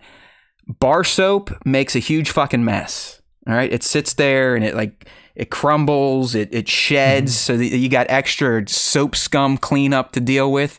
Where the liquid soap, as long as you're not an asshole and you can squirt it into your washcloth or your loofah or your oofa or your poofa, it's less messy. You may get some running down the side of the bottle or some dumb shit like that, but that's why I go liquid soap. But in a perfect world, if I didn't have to clean up bathrooms, I would go bar soap, because I like taking that bar, sticking it right in my armpits, sticking it right up my asshole, right in the taint. I just feel like you can get a little cleaner by jamming soap in your holes. But I do roll liquid these days just for the cleanliness factor of the shower, not myself. Okay. I need something because my BO is just absolutely awful these days. I don't know if it was COVID, but in my 40s, my body odor changed. And I think I need to go back to aluminum filled deodorant that's going to give me cancer, because it's hard. If I actually had to leave the house to work, I would need to switch my deodorant. That's how bad of a problem it is. Okay. Like right now, I'm already wafting up here. I put deodorant on, it doesn't matter. It just, the scent comes right through it. I'm definitely grateful for the work from home for that in particular. I have a pretty lax dress code. Like I just put on a little like polo shirt or something if I have to be on camera for a meeting. But other than that, I can pretty much, I can work however I would like. Lex Luthor style. That's all I'll say. All right. Beast Mobile coming at us here. Which Jedi would you want to train you in the way of the Force? It's a good one. That is a really good question. Man, right? Like where do you go with here? We've seen a lot of Jedi in the movies. We've seen a lot of Jedi in the shows. I mean, I think that I would really like to be trained by Qui-Gon Jinn, because I think that he has a very unique view of the Force, especially through a Jedi lens. So that would be my initial thought. But I also think it would be like, wouldn't it be badass if it was like you were trained by Jedi Revan before he fell? Yeah. And I know that technically, I can't remember exactly if Malik was his apprentice or just one of his fellow knights that they were both going out with, or if he was his master. But I think being trained by Jedi Revan would be fucking badass. I like that. Here's mine, and it might shock some people, but I kind of want to take it this route to see where we go. Might be called woke for this. I'm going Rey. Rey is unencumbered by all the bullshit of her predecessors. It was made clear to her both through Jedi Master Luke and Yoda telling him, like, hey, man, we kind of fucked this shit up, so let's let this younger generation run with their way of mastering and relaying the concept of the Force to a new generation. So I would like to try Rey. Plus, she's easy on the eyes. I'd probably be I would be the Padawan that would always have to be bent at the waist because something would be happening down below the belt. So yeah, I'm going Rey. Thank you, B-Man. That was a fun one. And Baron, coming from the wife Blanche, best Halloween costume you had as a kid, Nick? As a kid, that's a good. I think my favorite as a kid was probably Raphael from Ninja Turtles. All right. So you were always a Raph guy? You just like the attitude? I was a Raph kid when I was a kid. Now, I think as you get older, everybody leans towards Mikey because you're like, dude, I get it. Cool. I just want to fucking chill and eat pizza. Totally tubular. Yeah, especially if you're a stoner. I feel like if you're a stoner, Mikey is your guy. He's the guy. It's funny. I know this isn't a question, but my turtle is always Leonardo because for some reason I always feel like I should be a leader. So that's that. I've got a very inflated sense of myself. My best costume, as young as I was, and we all know the older you get, the less you remember as a young kid. But this one just stands out to me. I don't even know what age I was, maybe 4 or 5. But my mom made me a pimp ass NASA astronaut suit, like from the ground up. No store bought bullshit. My mom used to hand sew all of my costumes, probably up until middle school, when I was like, okay, I'm too cool for that shit. I'm just gonna throw in a Pirates jersey and go around and get free candy. But my mom made a custom NASA astronaut spacesuit. I remember the face mask. It was like this double-sided squishy material. It was just fucking badass. What a talented lady. So there you go. Thank you for bringing that memory back up. It's been a while. All right, did we get them all there? I don't think we did. I think there's a few there. Wow, there's way more at the bottom. Well, I was hedging my bet here. We'll try to get through these quick, stacking them up a little bit. We got to get moving here. Yeah. You know what, Bango? I'm going to pass on yours because that could lead to a deep conversation. Super deep. Yeah, one. but we love you, buddy. Maybe send it again next week. And this one's easy. David Chavez. We actually have some of these in our rainy day list of things to do. David's asking, Matt and Nick, can you maybe talk about the lore of some characters? I do think that would make for a fun special segment.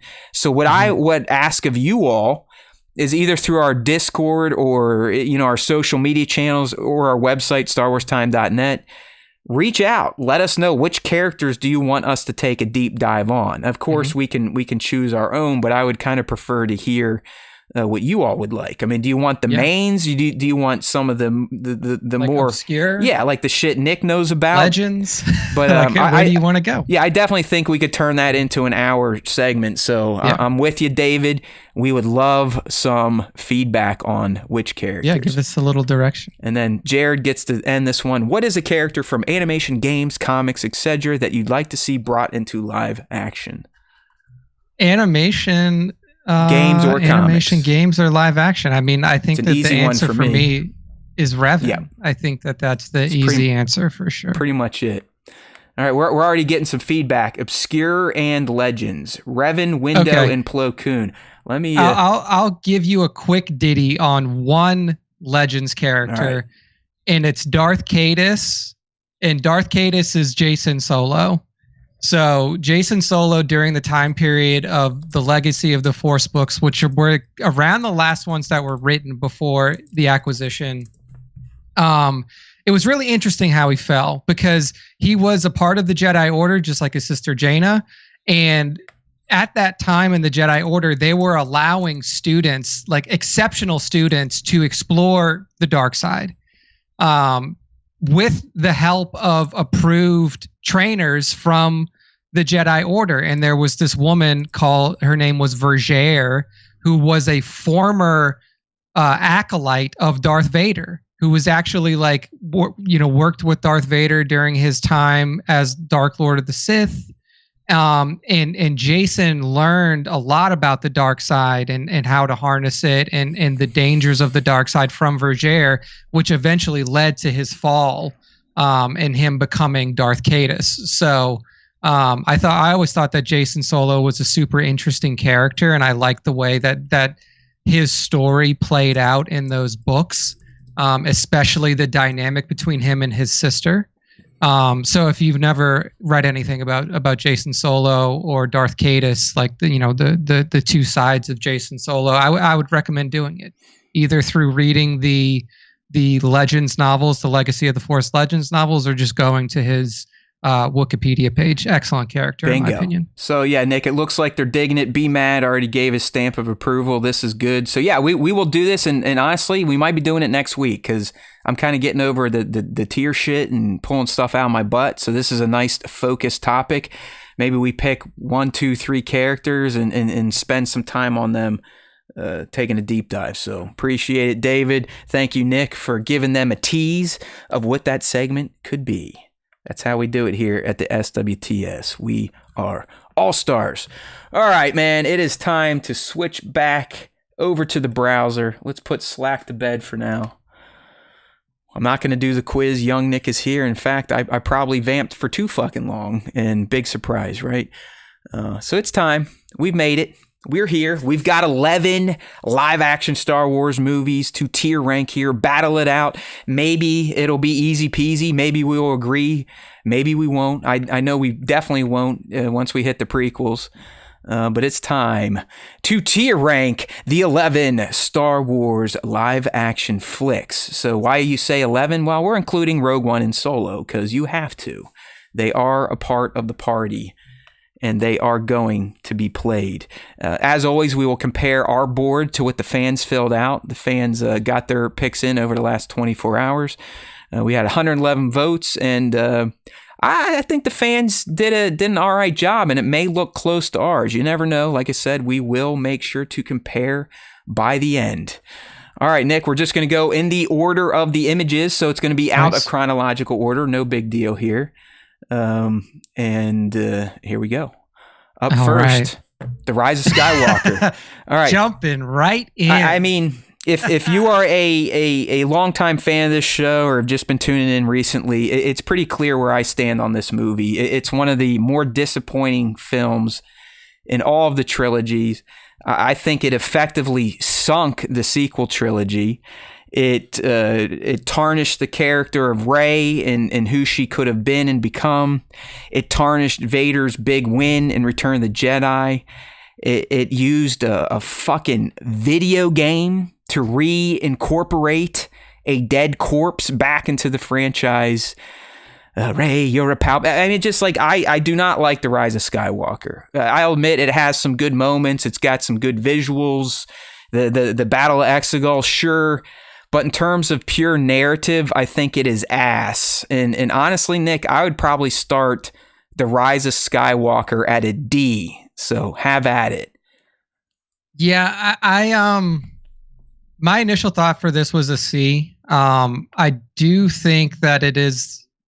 I mean, I think the sequel trilogy gets like every movie is kind of like when you rank it as opinion based, but I really think that of all three of the trilogies, the sequel trilogy might be the hardest in terms of like where people individually rank them.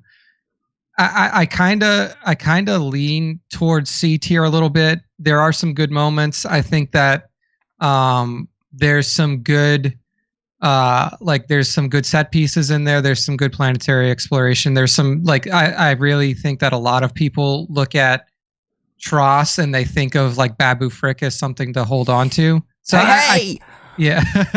I kind of lean towards C, but I would accept D for this one. It is kind of hard to argue as like a full movie that this one's super good. Yeah, I think I'm gonna override the C. I'm sorry. I just this movie. It's become my least favorite Star Wars movie, and for the reasons I outlined. Like I had high hopes for the sequel trilogy. They had ground to make up what would happen in The Last Jedi. Not that I hate that film either, and they just pissed it away. And I think it shortchanges Kylo, shortchanged Rey. As I said, fucked my man Vader, even though last week we essentially turned him into the biggest bitch of the galaxy. I mean, we were so mean to Darth Vader last week. Make sure to check that episode out if you missed it. I'm sure he cried about it in his helmet like he does sure everything did, else. But then he got some rage from it, so he actually enjoyed it. There you go. Speaking of tier lists, the Beyond the Dune C team, they did one last week for lightsabers, and they get absolutely fucking nuts. And I think it's because they're in the same room, so you can kind of vibe off each other. But man, they had some fucking fights over those lightsaber hilts. But yeah, Tross, you know what? You suck. You're going D. I don't know if I could put a Star Wars live action into F, but we'll see. Maybe Nick can. All right, the next one we got. Oh, shit. I spoke too soon. I spoke too soon. Because our next one we know my friend does not appreciate at all. And it is Star Wars Episode 2, Attack of the Clones. I'll give you a horrible title. Some of the worst visuals, some of the worst acting. Yep. But God damn it, man, it's got some B-movie charm that I cannot deny. I love how sloppy it is. I love how dumb it is. It has become a charming Star Wars movie for me. And it never was my least favorite prequel film. That's a freaking fact. I understand its wonkiness. I understand its overall kind of the overall opinion of the fandom when it comes to Attack of the Clones. This is usually the cellar dweller for most fans. It is not for me. The cheesiness brings charm to it. There are a lot of lightsabers being wung around. Yoda doing his thing with Dooku. I wish I could wish. It's Matt's making my case for me. I don't even have to speak. But I love it. Look, I'm smiling the whole time though. This is happy critique. Yeah. It makes me happy to talk about the wonkiness of Attack of the Clones. Therefore, I'm gonna give it a fucking B tier. Yeah. So here's my argument here, and if I have an override, then I'm definitely using it here. Here's my argument: is that everything you laid out is you're basically saying it's so bad that it's funny to watch because of how bad it is. I love it though, dude. I'm telling you, it's not even that. I just like to watch it. I look for the bad moments and appreciate the rest. So for me, if we're trying to put some level you tell me, man. If you think it's F tier, go for it. It's 100% F tier. But this is just like kind of trying to baseline things for the rest of the movies. Like from a baseline perspective, this is by far the worst made Star Wars movie live action of all time. I'll give you that.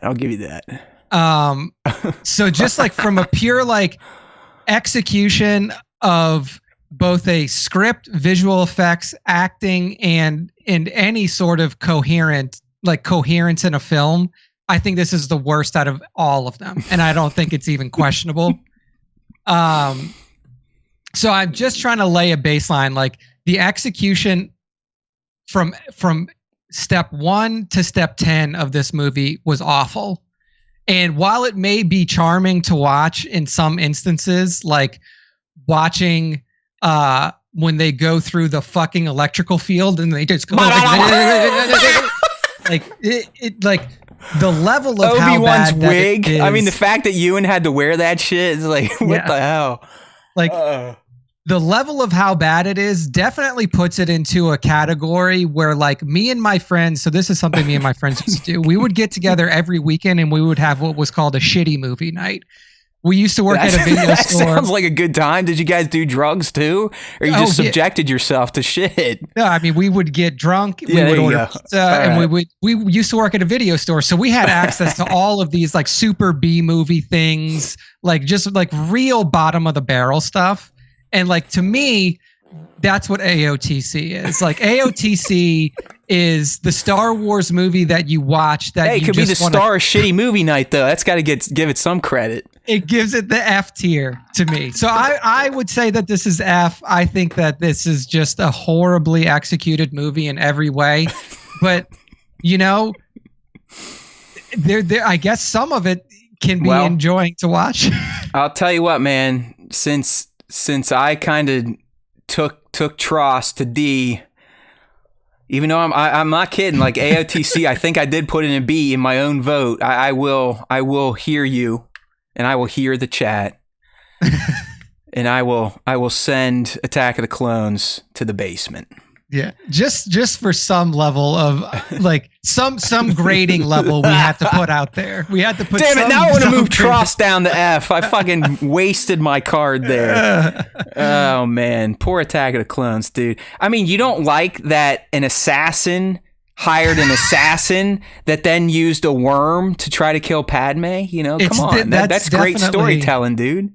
That's definitely the best way that could have been done, right? Dooku's like, hey, Django, kill Padme. Django goes, hey, Zam, kill Padme. Zam goes, hey, Robot, kill Padme. Robot goes, hey, Worm, kill Padme. It's wild to me, too, because it's like, you could have, like, you have flying cars, and clearly a drone was able to just fly up to this window, cut a hole in it, and then let the worm its way in. Could you not just fly the car up to the window and shoot through it? Like, is that not just the easier way to do Yeah, this? hey, I don't know, Like, man. I mean, Noah's right. Would this movie at all did give us the seismic charge sound? I mean, does that get it up to a D, or did this thing's Not locked even in close. F? All right, okay, Not even close. okay, all right. If we did a Star Wars sound effects ranking, I would put the seismic charge farther up there. I think you just came up with a good tier list idea. Sounds of Star Wars. I'm writing it down. When we get into the true doldrums of no Star Wars content, we will That's get where to we're at, man. I don't know what the fuck you're talking about. Sound effects. I spent time talking about Teek from the Battle of Endor coming back in Skeleton Crew. It's like, okay, that's the type of news we have these days. All right, here we go. Die, Jedi dogs. That's right. That's an AITC too. Okay. Well, shit. We're getting some of the contentious ones done quick because now we got TLJ. Yeah, I know, man. We're fucking all right. So it. Here we go. The Last Jedi. Listen, I am not one of these people that watch this and then wanted to slit my wrist or kill people. I actually, my first screening, I was pretty high on it. I'm still fairly high on it, although it definitely has its issues when it comes to Luke. But I do think it's a different type of Star Wars movie, which I kind of appreciated. I like some of the risks Ryan took. I do think it had some great moments. I remember the first time I saw the opening and like how fucking anxious it made me. The first time I saw Finn potentially sacrificing himself, I definitely was like, oh shit. The first time you see Luke come and you wonder, okay, is that he did it? He came, he left Acto, and then you find out, no, he's just force projecting. I think a lot of that stuff was great. What Rey and Kylo did in Snoke's throne room, fucking awesome. Like, great moment, cool action, nice little duel. But I do take umbrage with the handling of Luke Skywalker. Not that he timed himself out. That's what his own masters did, so that made sense. It's always been the way he acted and the way he treated Chewbacca and Rey. All right, I get it that Luke felt like an asshole just like Yoda and Obi-Wan did and felt like, hey, I caused this. Why do I need... You don't need me. I'm better off being gone. But I did not like how he acted. I didn't like the fucking long hair. That even looked stupid. Luke Skywalker, while he would definitely get depressed, he would never be an arrogant jerk. All right? He would never be a dickhead to those in need, especially his sister. He would at least have heard what's going on. He wouldn't just be... It wouldn't the cursory, like, fuck you guys and throwing the lightsaber... All that shit's ridiculous for the character of Luke Skywalker. So I understand that beef. I don't understand all the hate directed at Rose or what's her name? Who played Rose? That was Kelly Marie Tran. Yeah, Kelly Marie Tran and people wanting Rian Johnson to die and saying he has no talent. That's a bunch of horse shit. The Luke stuff, yeah, it kind of sucked. But I still think TLJ is a B tier type of Star Wars movie. That's kind of where I was leaning as well. I think execution of filmmaking on this movie is pretty high. You know, I think that like Ryan, if nothing else, is a very technically sound filmmaker. Like he makes really like well shot and well put together films. And I think that my issues lie in the same area as yours do. Like, you know, the way that as soon as that movie kicked off and you see Luke just throw this lightsaber, like his family blade, like his father's blade, his blade, like, you know, just like literally throw it away like it's a piece of garbage. I was like, Jesus Christ, like, is this like what's going on here?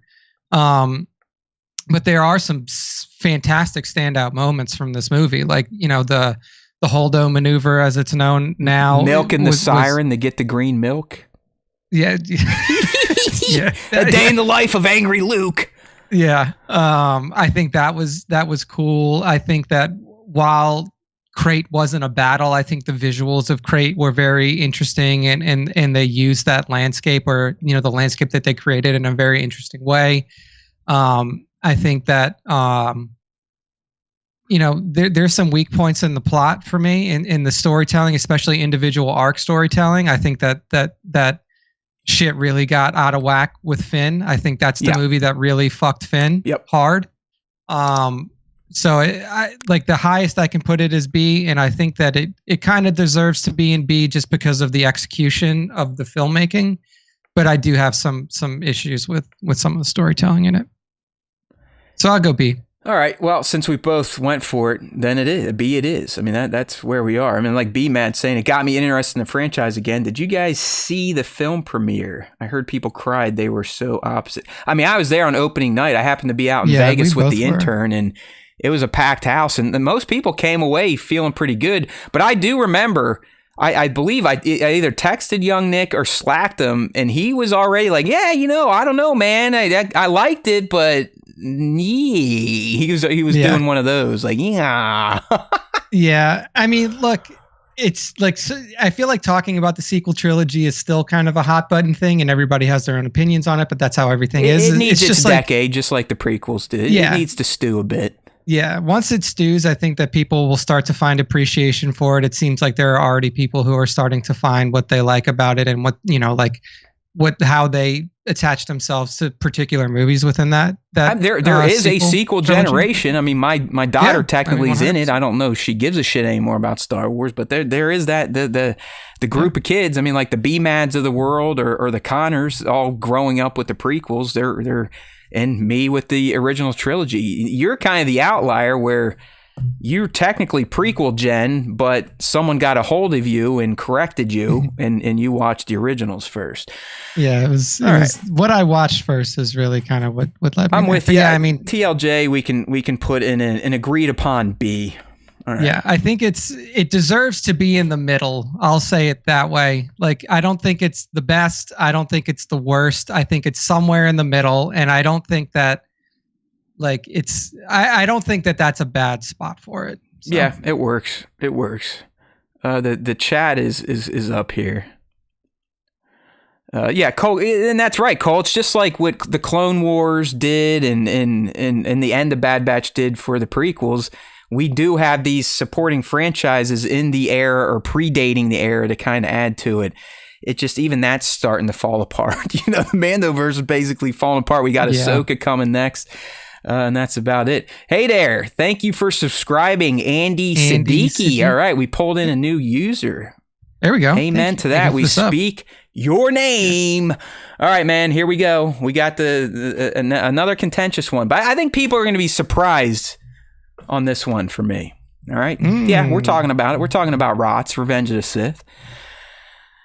You all may or may not know that I have a 15-minute dissertation out on the YouTube channel about this movie and my thoughts on it. It's a few years old. I was a little bit angrier back then, a little more critical of the prequels in general, and especially this movie. And if you are new here, I'll summarize it for you because the story gets old. It's been told many times. Check out our back catalog, the archives.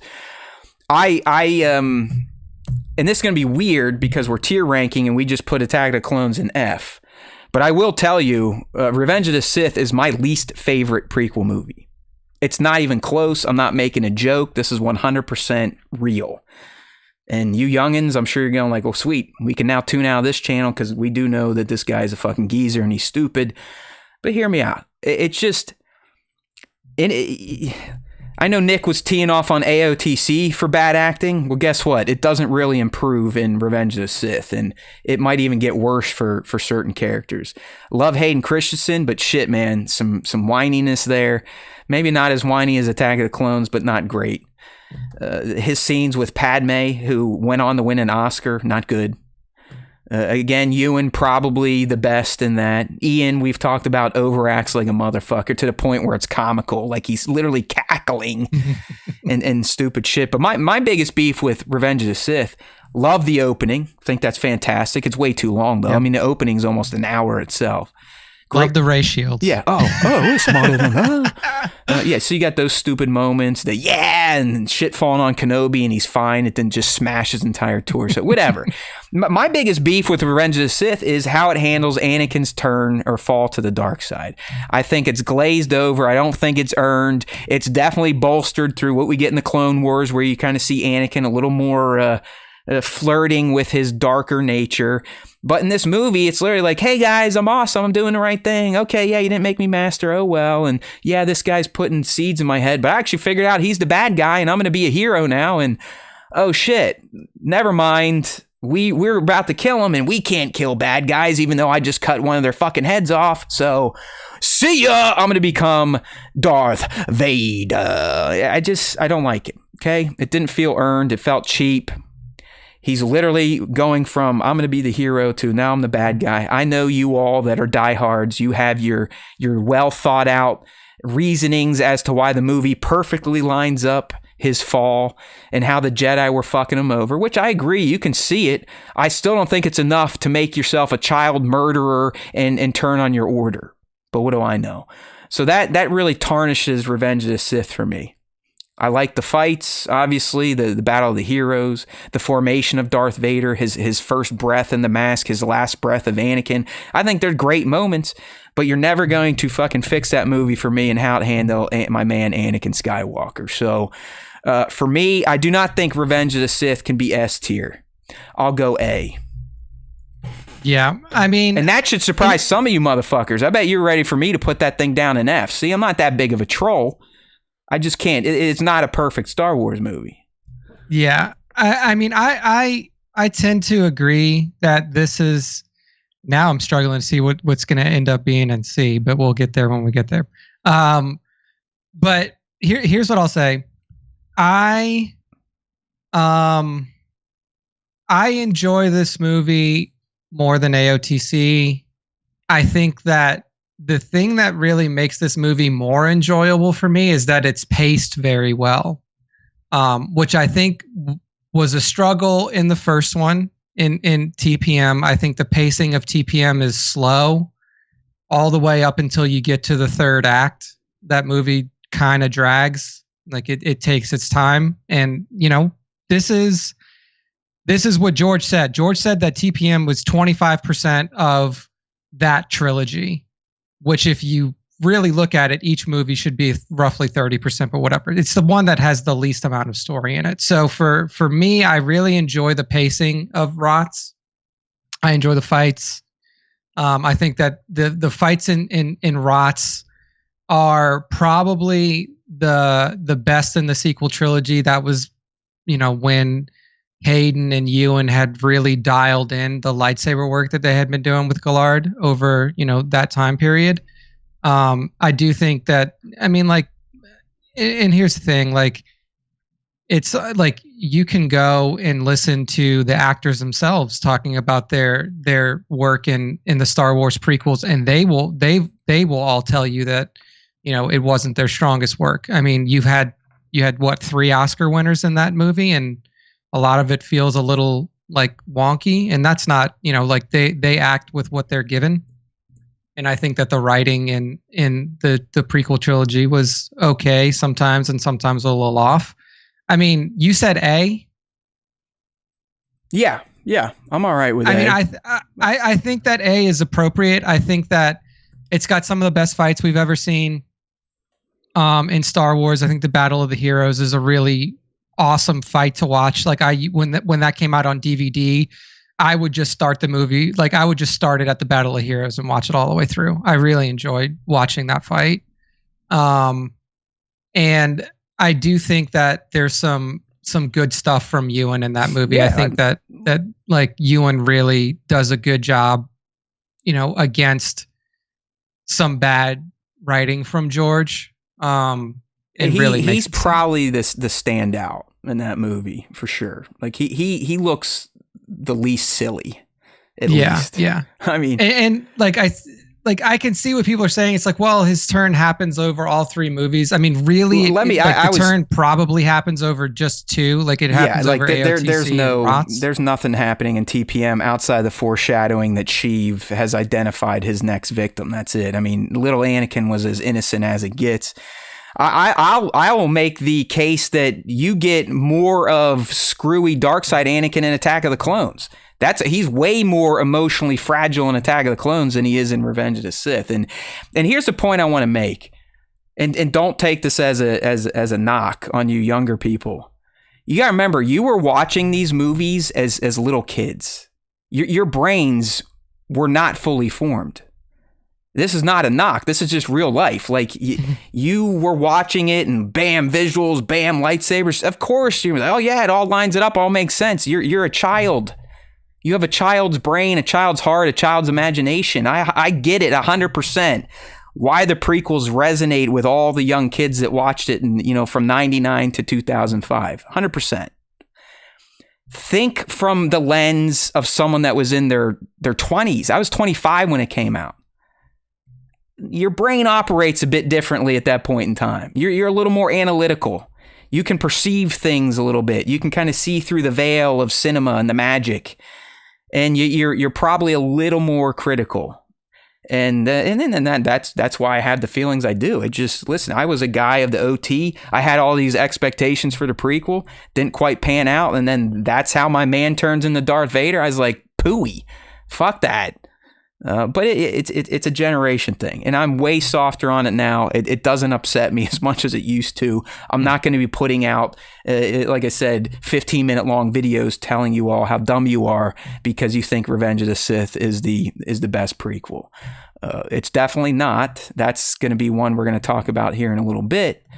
But I'm softer on it now. I think A tier is quite fair. Yeah, I think that's right. A fair assessment, because I mean, realistically, there may be 2 movies in S, or there's at least 3 for me. Yeah, I mean, it's like 2 or 3, and that's probably it. Let's start with the next one, because I think this next one has potential depending on how we go, and we're talking about TFA. So the kickoff of the sequel trilogy, hands down the best sequel trilogy movie. I think that's probably a universal statement I can say without getting too many tomatoes thrown at my face. It's not even close. It was a start. There was a very clear plan for the characters. There was a very clear growth for the characters, and then we know what happens. But whether you want to say this movie sucked because it recreated A New Hope or not, I don't care. It's a damn fun Star Wars movie. We all were fucking jazzed to go back and see it, and we all came out going, damn, that was way better than I thought, especially us older people that still had a little PTSD from the prequels. I mean, think about some of you that were in your 20s when you watched the sequels. Again, it was a different experience. You're older. You can understand more. You perceive more. That's why you may have been more critical of the sequels than the prequels. But I think TFA was awesome. It's got some great moments, got a great end battle. The moment Rey pulls the family saber to herself is top tier Star Wars. So I could float TFA S, but I think I'm more comfortable putting it in A. Yeah, I mean, for me, this one is like, TFA remains one of my top 3 Star Wars movies. That's just, like my personal ranking. I think that TFA is better than every prequel movie. I think Ben Rye just said that as well. Yep. Like that's just me. Again, like all of these tier rankings are subjective. I will agree with the both of you on that statement. So for me, it would probably be an S tier, and it's because it truly captured the look, the feel, the emotions that I really enjoyed from the original Star Wars movies. Is it a bit derivative? Yeah, like for sure. Like there's no doubt that it's a bit derivative. I think that derivation of previous properties is just the norm now. I think that almost everything that comes out is derivative, and that doesn't make it bad right off the bat just because it's similar to something else. I think that they had set up a really interesting dynamic between the characters that were in play, and I think that the ending of that movie is fantastic. I mean, the scenes with Kylo and Han on Starkiller Base, like you mentioned, the fight in the forest, the snowy forest on Starkiller Base, all the way to Rey's journey on the island, like that music, and her walking up, and then Luke turns around and cut. That was like, whoa! Yeah, I can't wait to see what happens next. Yeah. So like for me, this is an S tier movie because it gave me a lot of hope for You know what? You're fucking what was right. to come. For Christ's sakes, I named my goddamn daughter after Rey after That is watching this very movie. true. So what the hell am I doing talking A tier? This is fucking S tier. Thank you, Nick. Yeah. Thank you for pulling my head out of my own ass for me. I just remember, I think the thing that sticks with me so much is like, I remember being in that movie theater, watching that movie, and just being so happy. It was awesome.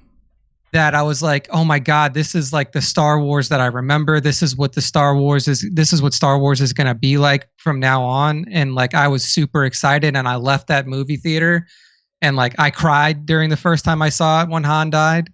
And I cried again when I saw it, you know, for 3, 4, 5 times I saw it in theaters when he died. Yeah, League's right. John Williams also fucking killed the score. Like Rey's theme is great. Williams, The way he kind of remade some of the main themes was awesome.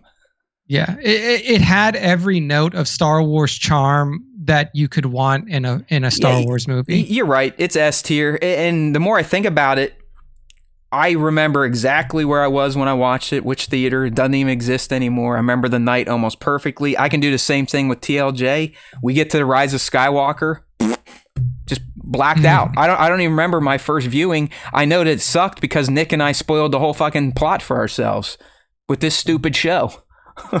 We found the entire script leak because Boyega left in his hotel room, and we knew everything.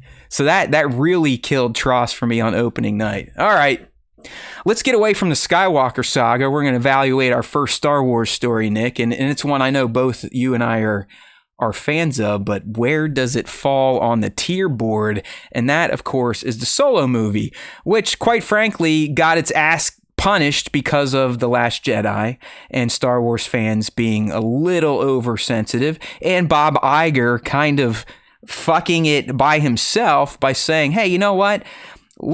Even though we've been releasing Star Wars movies in December, it's kind of become a new thing. We got away from the May releases. Let's release this one in fucking May so we can save December for Mary Poppins 2. I mean, come on. I mean, yeah, it failed. It gets shit on because it took years to make, and a new director had to come in. Remember, Ron Howard had to come in and save it from Chris Lord and Phil or whatever the hell their names are.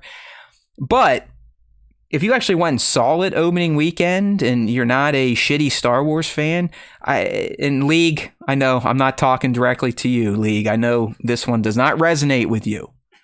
And you are not a shitty Star Wars fan. You are on the up and up. But I don't know how you don't like Solo. And I'm not talking directly to League. I'm just saying in general. I thought Solo was very fun. It was different. We get rid of all the wizardry. We kind of get in the nitty gritty, a little bit into the criminal world. And Alden Ehrenreich I thought was excellent. I love the introduction of the character of Kira and where that was going. Maul coming back, Crimson Dawn, and the potential to show us how Han rises through the ranks of smugglers and scoundrels. It was a damn good heist action movie, and you can't beat the fact that we got to see the genesis of Han and Chewie. So, I mean, really, for me, Nick, I think Solo is A-B territory. Potentially A, easily B, so I'll kick it to you. Where are you at on Solo? Yeah, I really like Solo. I think that Solo like took what was happening in Star Wars and really kind of flipped it on its head. You know, like this is the movie that brought the levity back to Star Wars in a way that I was really kind of jonesing for. Especially after TLJ, like TLJ was a heavy movie. Regardless of your thoughts on, you know, the quality of it, it is a heavy movie. Like you have the death of Luke Skywalker, you had essentially the death of the Resistance. You know, a lot of heavy shit happened in that movie, and I think that Solo brought a levity and a fun feeling back to Star Wars for the first time in a while. I still enjoy watching that movie. And here's another underrated thing about that movie, and it's something that is almost never talked about in terms of like modern day filmmaking. The runtime. The runtime of that movie is tight. It's not 2.5 hours long when it doesn't need to be. It's like an hour and 50 minutes, and it moves. It's paced well. Its pacing is very good. You're right. Yeah, like it's paced well. It's super easy to watch. The people that are in it are all entertaining. Like you have some absolute stars in that movie. Like Woody Harrelson is fucking fantastic in that movie. Thandie Newton killed it. And I think that like Phoebe Waller-Bridge as Leet was awesome and brought a droid to life, almost like something we've never seen before, like really giving a droid personality and making it a character that has its own agency. I think that Solo is A tier for me. I think that it is one of the easiest movies. Like if you're introducing Star Wars to somebody, I'd be like, hey, if you only watch one Star Wars movie, watch Solo. Solo's fucking fun. It grounds you in the universe. It introduces you to super important characters in Han and Chewie. Like you get a lot from it without feeling like you're really weighed down. Yeah, listen, that's a good point. Like I said, I kind of left it open to you because I think it's B easy, definitely could fit in A, and I think you made some very solid points. So, you know what? Let's go ahead and move Solo up to that A tier with Revenge of the Sith. All right, now we're getting into actual good Star Wars movies, people. The original trilogy. Thank you. Star Wars prequels don't exist without this shit. Sequels don't exist without this shit. Some of them may look like shit these days because it's over 50 years old, but hey, we love them. And we're going to start with the best Star Wars movie ever made, Return of the Jedi. What else do you need to hear? I mean, this movie came out of the oven S tier. It's got everything you want.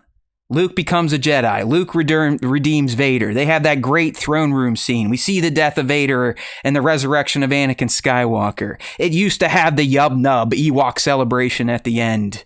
The Sarlacc pit, Jabba the Hutt, space battles, ground battles, lightsaber battles. It is the perfect Star Wars movie. Great performances, great emotion, great resolution until the Rise of Skywalker pisses on its face.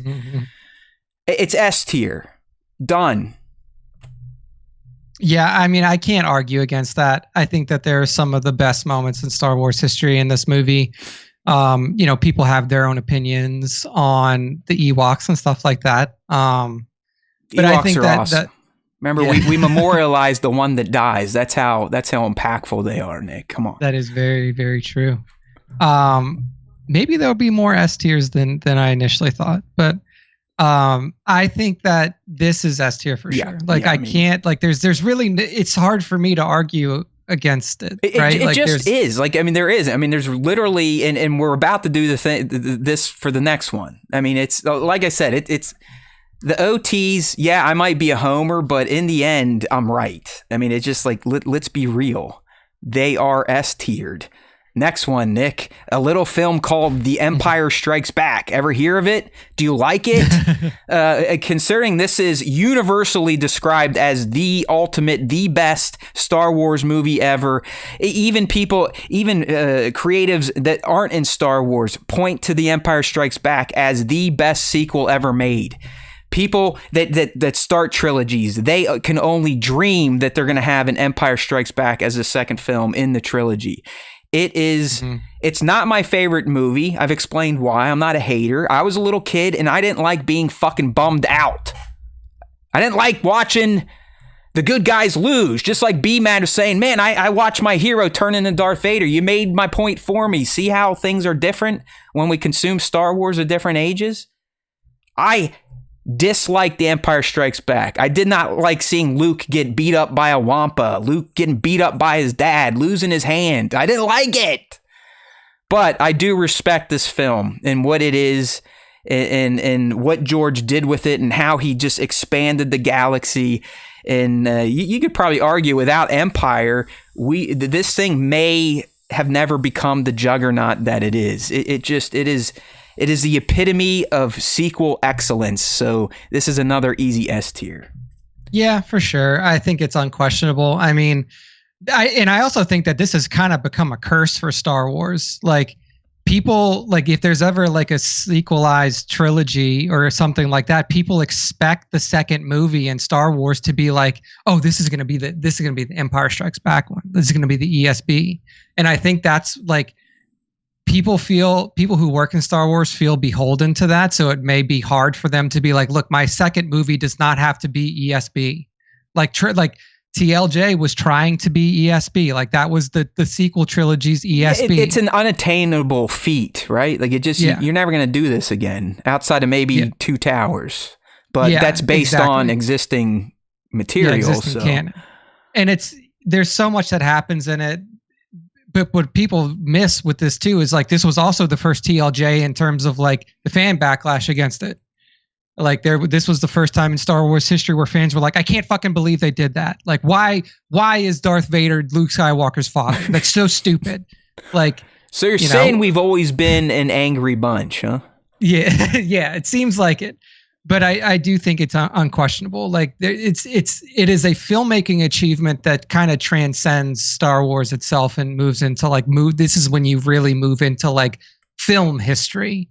And like this being regarded as one of the best like films of all time and not just one of the best Star Wars films of all time. It's S tier. What are we doing? We're just wasting time at this point in time. We don't get paid by the hour, Nick, so fuck it. That's true. All right, we're going to revert back to the prequels. We got one more to go. And I listen, I am an unabashed fan of the Phantom Menace. I love it. Loved it the first time I saw it. Love it every time I watch it. Went and saw it 10 times in the theaters back in 99 when you couldn't even reserve your seat. There was no digital projection. It was still film. I do think it is the perfect prequel. And yes, it's got child actors in it. But guess what? That's why it's excusable. Why you can't excuse Jake Lloyd. And God bless the man. He did a great job as young Anakin. You got to love Natalie as Padme. I even appreciate Jar Jar Binks because at least he had somewhat of a purpose in that movie. You had the pod racing. It was Star Wars. Like it was the first new Star Wars in almost 20 years. It was an event. It was a global event. It was a galactic event. Darth fucking Maul, Darth Sidious, Duel of the Fates, the music, the battle in Naboo, the space battle. Spinning fucking N1s. It's, now this is pod racing, man. I mean, there's a part of me that wants to be a slapdick and say it's S tier. I'm not going to be that juvenile, but I 100% think TPM is just as good, if not, it is better than ROTS. So I'm going A tier minimum for TPM. Yeah. I mean, for me, it's holy shit, Lima's in here. We haven't seen Vicente in a minute. Ever. Welcome, my friend.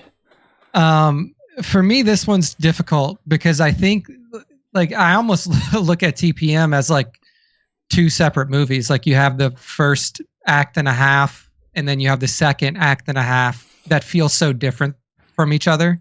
Like, what are you saying? Like, when they leave Tatooine and head back to Coruscant with Anakin? Yeah, because that's really where the movie kind of shifts, right? I'm assuming you like the back half better than the front half. For sure. I think that the front half of that movie is super slow and can be really hard to get through. Are you an angel? Some of that shit is it's just like oh me. It's like, it's hard to get through.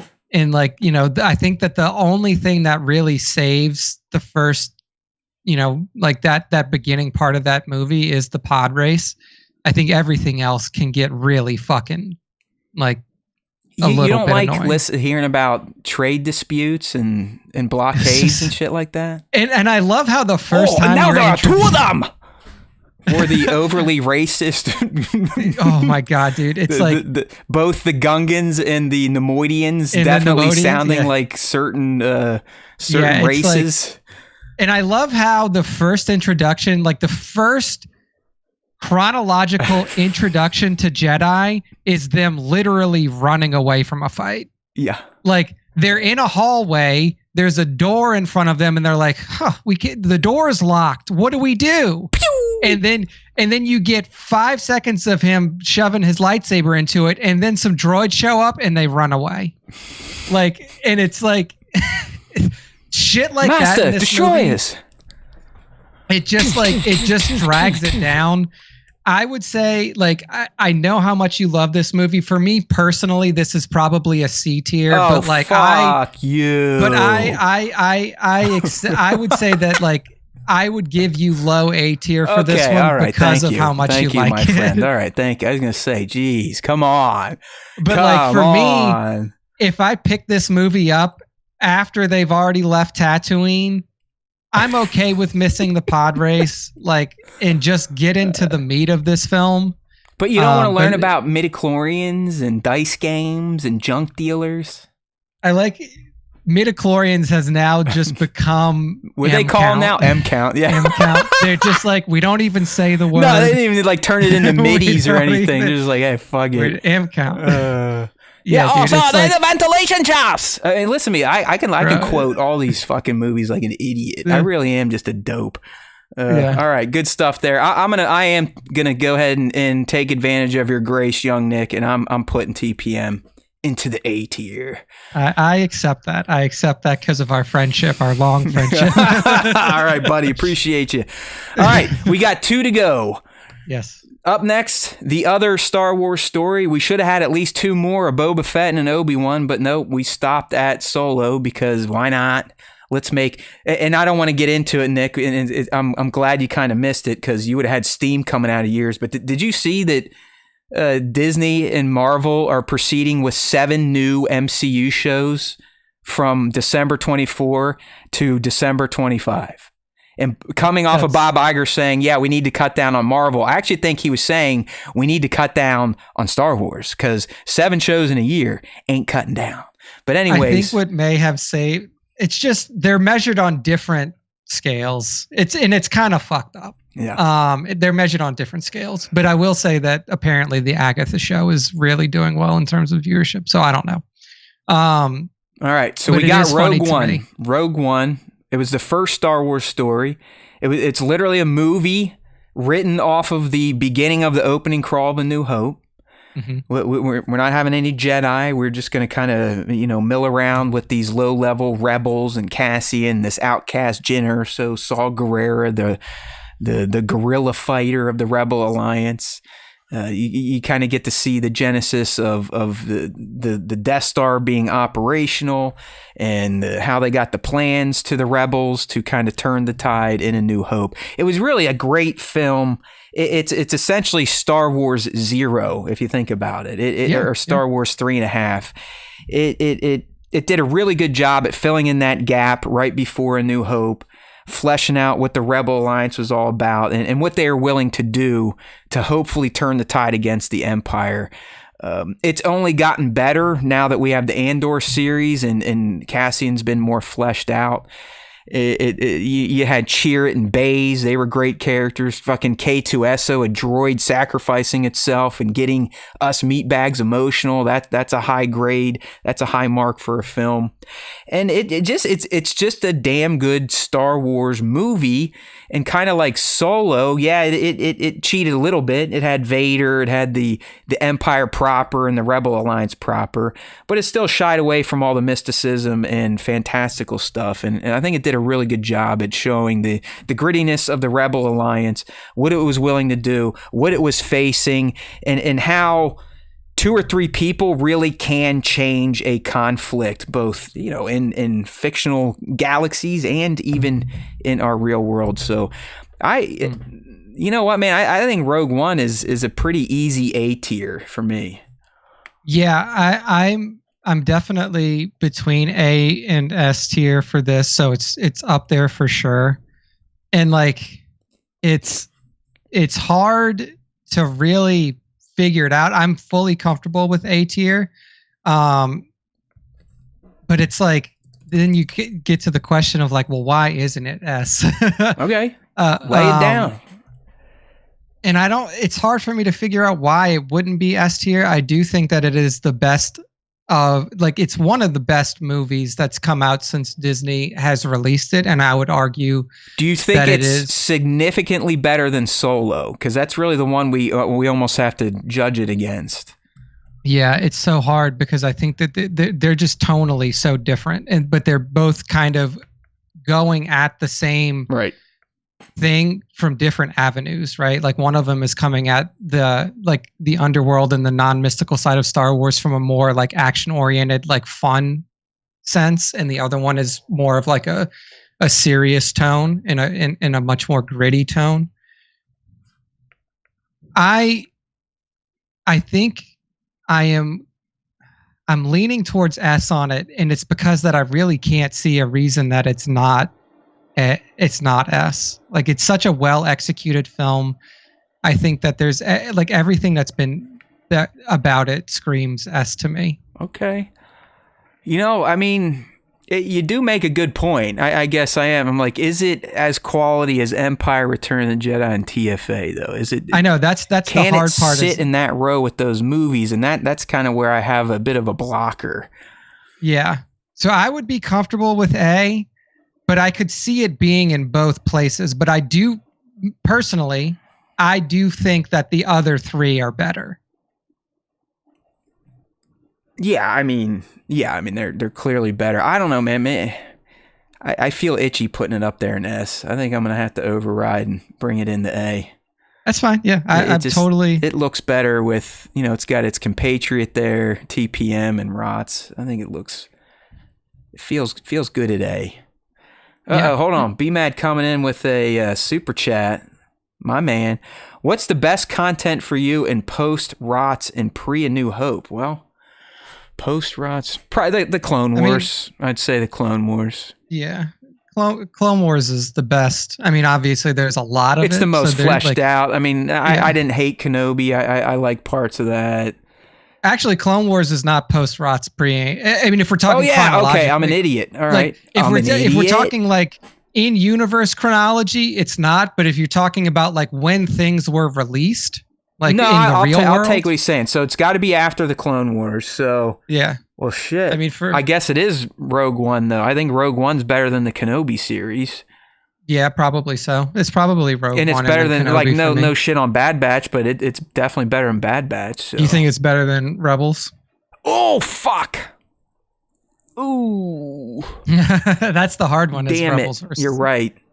Honestly, I would go Rebels, Rogue One, Kenobi, Bad Batch. There you go. Yeah, that makes sense. Thank you, B-Matt. We love you, brother. There you go. Like I said, we are performing monkeys. You throw change at us, we'll do whatever you want. And last but not least, and this should be another easy discussion. I mean, for Christ's sakes, without this movie, we get nothing else. He took a flyer on it. He believed in himself. And the he I'm talking about is not the mouse in my pocket. It is George Lucas. The guy literally gambled his career and his life on this thing and made what has become the gospel to many of us. I mean, without Episode 4, A New Hope, there's nothing. Without the success of that movie, there's no Empire. So I can't, there's no way in my Star Wars fanboy soul can I say anything bad about this movie and rank it anywhere outside of S. Is it my most favorite OT? Absolutely not. It might be my second or least favorite, but it is the movie that started it all. It's the one that I probably feel the most nostalgia for when I throw it on because of how it raised me and was essentially the backdrop of my childhood. The way my daughter kind of glommed on to the Ben's Death song and those moments we used to have driving home from daycare. I fucking love this movie. I mean, Star Wars started it for me. It's S tier, always S tier. There are no other tiers for A New Hope. Yeah, this one, it's so hard to rank it because of everything that you said. I think objectively it is a worse movie than the three that are above it. Yeah, of course. I think it's worse than TFA, ROTJ, and ESB. It's a national treasure, though. Yeah, that's the problem with ranking this one. Personally, for me, it's A tier. But I do agree that it is the movie that started the movement, and it is a movement that has lasted longer than any other film franchise in history, right? I don't think that there's been a longer running. If we don't figure out a way to destroy ourselves, Star Wars is going to be taught just like, the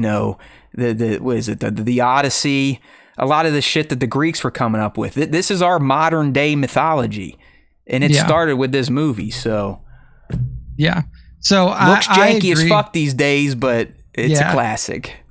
And I agree with you that there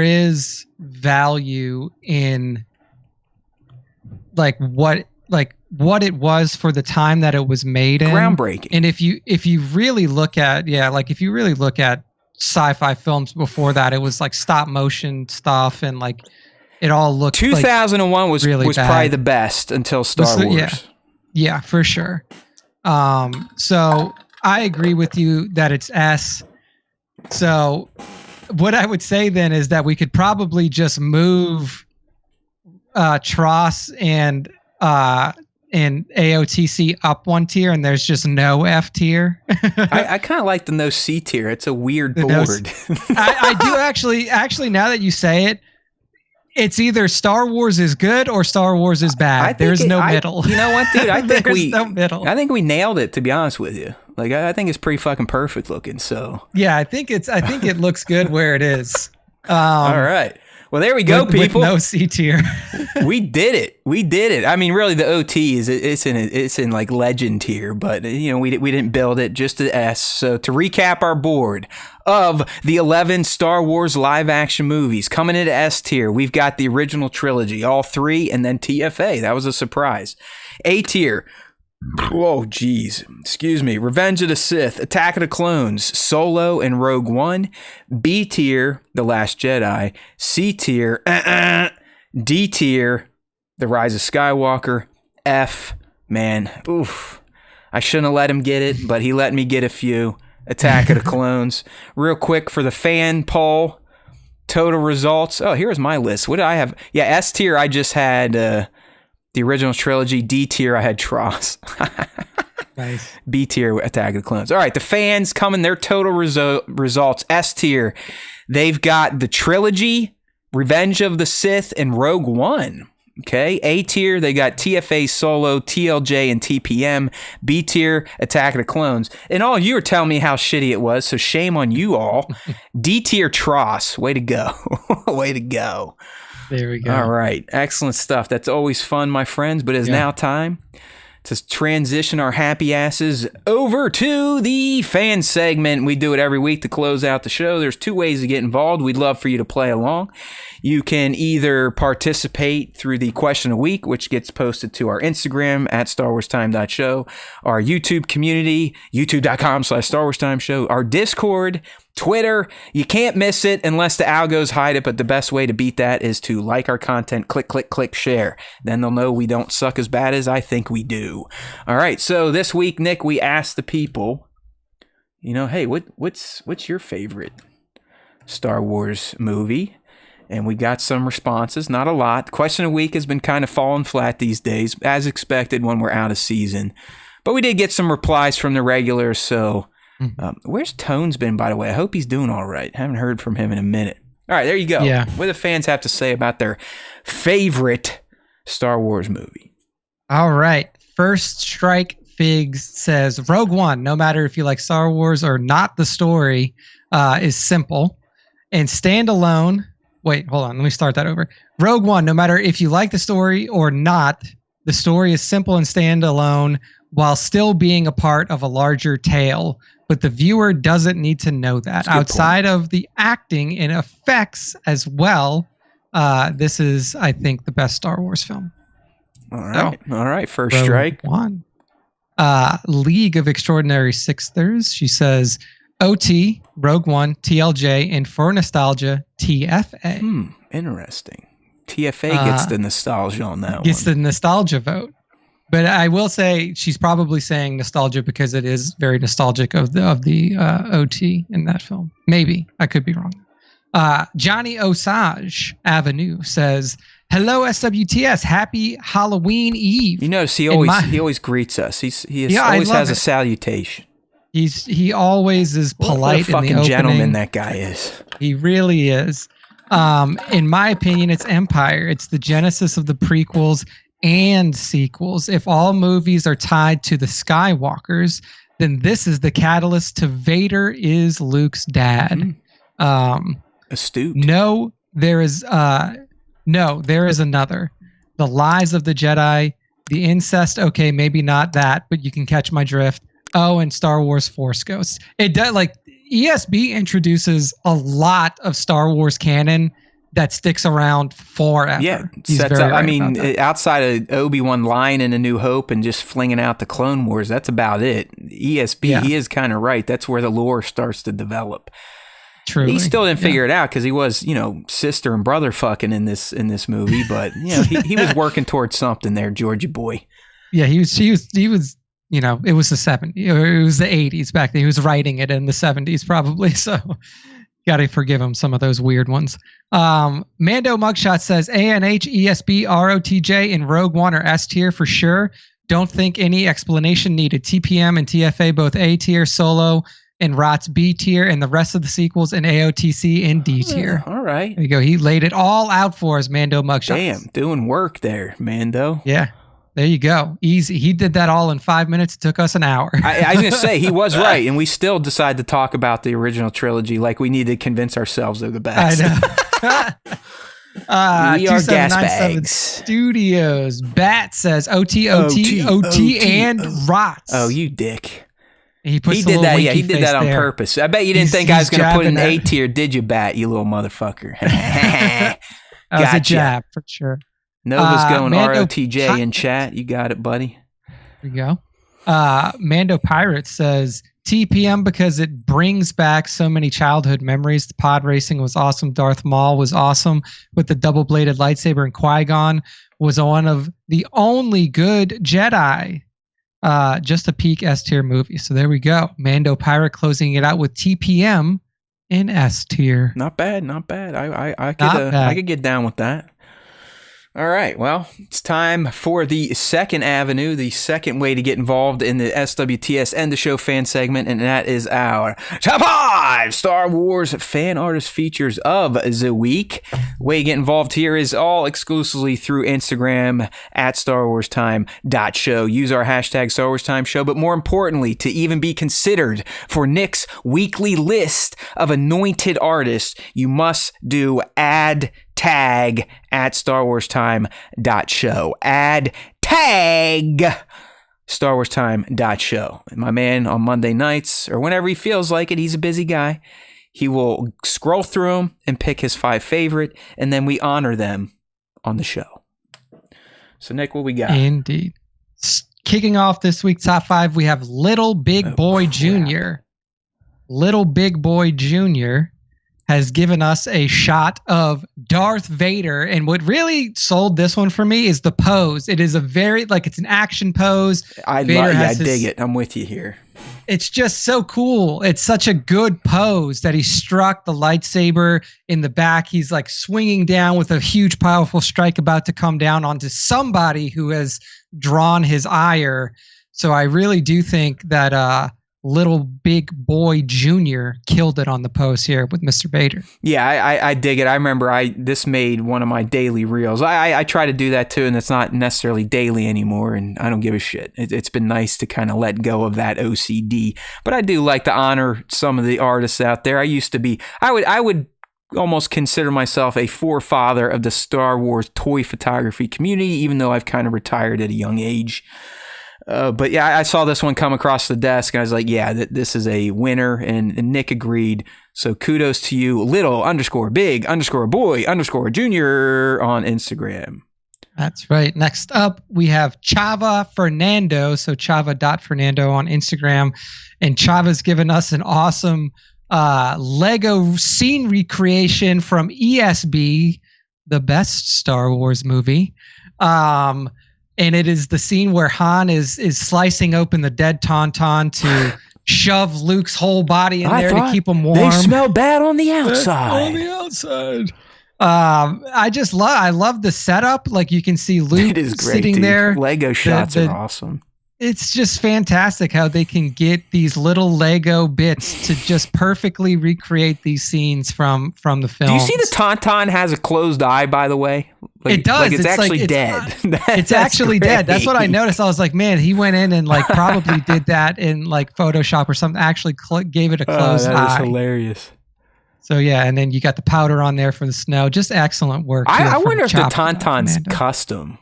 Yeah, it says last day to support at Get Crazy Brick Snow Beast on Kickstarter. So yeah, it must be. They're calling it the Snow Beast. They're not calling it Tauntaun. So it's got to be a bootleg, but it's awesome. I mean, it's perfect. For legal reasons, it is not a Tauntaun. Right. Yeah, it's like if you wanted to sell your own Luke Skywalker figure and you call him like Sky Luker. It's just like, it's not him. Different person completely. Yeah, I actually have a Boba Fett. He's all painted silver and he has a pink cape and his name is Sucklord. Hey. He's awesome, dude. I get it. I understand that name. Yeah, so. Chava.Fernando on Instagram. Quality stuff there. That's right. Next up, we got wanna be like Mike. Wanna_be_like_Mike on the Instagram. And they're giving us... It's the best mashup you can do in Star Wars. This is the mashup between Star Wars and Ridley Scott's Alien. So you see Maul in full get-up fighting two xenomorphs. I mean, this Maul figure has the awesome head sculpt with like the super angry face. The lightsaber effects are awesome. You see those like wavy, like tangential lines running off of it. And then the dio, the lighting, the setup, the posing, everything here from Wanna Be Like Mike is super on point, and I guarantee you Maul cuts these two xenomorphs down, no problem. Yeah, I think he just lifts the blade and takes the one out behind him and then jacks the one in front. You just got to watch out for that acid blood, if you know what I mean. And if you watched Alien Requiem or whatever it is, these things are harder to kill than we ever thought. Okay, so who knows? But yeah, Maul looks great. I believe that's a 112, so a little guy, high quality figure there. Great shot from Wannabe. And like you say, I do kind of like the chaos energy around the blade there. It fits Maul well. In the mashup, as we know, it's valid. It passes. We have seen the Xenomorph skulls in Star Wars comics, so it's legit. This could happen. Bring it to live action. Make it happen. Wanna_be_like_Mike. There we go. On Insta. Next up, we have Moz_toy_photography. These fucking underscores, man. They just got it. Like the IG handles. You got to have them now. You got to have them. Moz Toy Photography hits us with an awesome portrait style shot of none other than Cad Bane. And I believe this is the Clone Wars Cad Bane from what it looks like. I just like the shot is super clean. The pose is awesome. The figure looks great. Good use of atmosphere and lighting. And Cad Bane's just one of those figures that if you photograph it well, it just looks so clean. Yeah, man, I have this one on pre-order, and I've definitely been flopping back and forth on should I just cancel them? Because I'll be honest with you, this is not a hot toy. It's a sideshow. So it's still 1/6, but it's sideshow. It's not hot toy. And there, if you're in the 1/6 community, you collect 1/6, you collect hot toy. You understand they are premiere, and you also understand that sideshow is mid. And you're not wrong. This figure looks great. It is gonna be a great figure. The problem with fucking sideshow 1/6 scale, terrible bodies. Like they'll just crumble. They barely stand. They need stands to stand up. My fucking Ahsoka falls over all the time. I want to rip her head off, but because I'm an asshole, he's going to complete my line of sideshow shitty figures, so I decided to keep the order intact. But Maz definitely did a good job bringing this guy to life. You are right. This is the TCW CAD, so I'm going to have him and the live action CAD. Gotta collect them all. Gotta catch them all. Nice. But I have a feeling he is not going to pose well, so kudos to Maz for actually getting this thing to stand up and not just crumble because its skeleton is made out of Jell-O. So this is Maz, MOZ_toy_photography on that Insta. There we go. And to close out the top 5 this week, we have Captain X. So it's CPT_EKX or EKS on Instagram. And this was a super fun shot. It is it's not really a mashup, but it is a escape from the pumpkin forest, as Captain X calls it. And what we see here is Padme, Amidala, and Chewbacca. Seems like they have both been possessed by the spirits of the pumpkin forest. You can see their eyes have turned orange. They're walking in a zombified manner, and in the back, I think it's a Kowakian monkey lizard. This is an entry for Sir Dork Pumpkin Challenge. Well, there you go. That bumps it up. It made the top 5 Look at on this the. guy. Yeah, hey Jared, take note. SWTS. If Nick selects it, you pretty much have to select it. I think what's really cool about this, the lighting. I love the lighting. I love the diorama setup that they got together here. I think that the poses, while they look wonky, they're supposed to look wonky because they're zombified. They're like, they're zombie-ish. Yeah, they're zombies and they're walking around. I think it really fits the spirit of Halloween. And does a good job of you know what? Real quick, let me back up it. to Wannabe, because I think Wannabe also did a pumpkin challenge. Let's try to influence the vote on this too. No, it must not be Wannabe. No, it was Nilla Gorilla. That's who it was. Nilla Gorilla. I won't mess around, but yeah, Nilla Gorilla had a great pumpkin entry with, I think Mando was the subject. Anyways, my bad. Off topic. Back to CPT_EKS on Insta. Way to go with this Padme shot. That is right. We tried our best, CPT. We'll see if Lord Dork will take Nick's vote. But he is the overseer. He is the overlord of the Sir Dork Pumpkin Challenge, not us. That is true. But this is a fun shot. I really enjoy the feel that that Captain X was able to get in here. But that is right. That is Captain X CPT _EKS on Instagram. That's the end of the top 5. And that's the end of our show for this week. Matt, go ahead and close us out. League, you're not going to be disappointed with that Hot Toys Rey. I actually want that Hot Toys Rey. I saw it. You got the Scavenger Rey from TFA. I want her and Island Journey Rey. Don't have them. And missed All White Rey from Tross because that movie pissed me off and I refused to buy figures from it. But you're not going to be disappointed. Hot Toys are amazing. I just hope you do not succumb to the Hot Toy sickness now that you own one. Bat laughed at me, Tones laughed at me, and these motherfuckers are now up to like 15, 20 on their own. So good luck. We speak your name. Hot Toys rule. But as Nick said, this episode is over. We made it. Technology didn't blow up. I think the cross chat worked out pretty well, at least for me. Our new vertical stream kicking butt, dude. I think we had almost 400 people tune in there, 360. So that is to be commended. So I thank myself and young Nick for coming on and testing that shit out and delivering another mediocre show. Mm-hmm. We love you, people. All right. Thank you to our new sub as well. That's right. We got a new sub. For those of you out there, and as $1.99. Yeah, right. If you want to, you want to step up the game, you think our happy slap dicks are worth a little money each month, we'd love you to consider becoming a member. You also got the super chats and stuff like that. But we're not going to beg.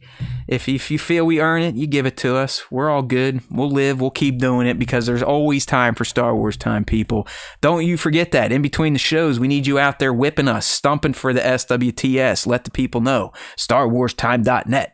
StarWarsTime.net. You can do it. It's not hard. I know it's .com, but it works. It's on the internet. People can find it. They can loop into our socials. If you happen to be more of a podcast fan, we even got one of those pages for you. Go ahead and click on subscribe to podcast. We got Apple, Spotify, Amazon, Android, iHeart, Podchaser, Blueberry, email. You can download the shit if you want to. We're giving this shit away. We just need you to let people know. So, StarWarsTime.net. Always time for Star Wars time. I think we might roll with David Chavez's idea for next week. So maybe we'll have a character or two deep dive, get some lore action going down. And before you know it, we'll be in season again with Skeleton Crew come December 3rd. Make sure to tune in for those shows because that is where we make our hay. All right, people. It's always time for Star Wars time. And if you listen to the Star Wars Time show, either vertically, horizontally, or audibly, the Force will be with you. Always.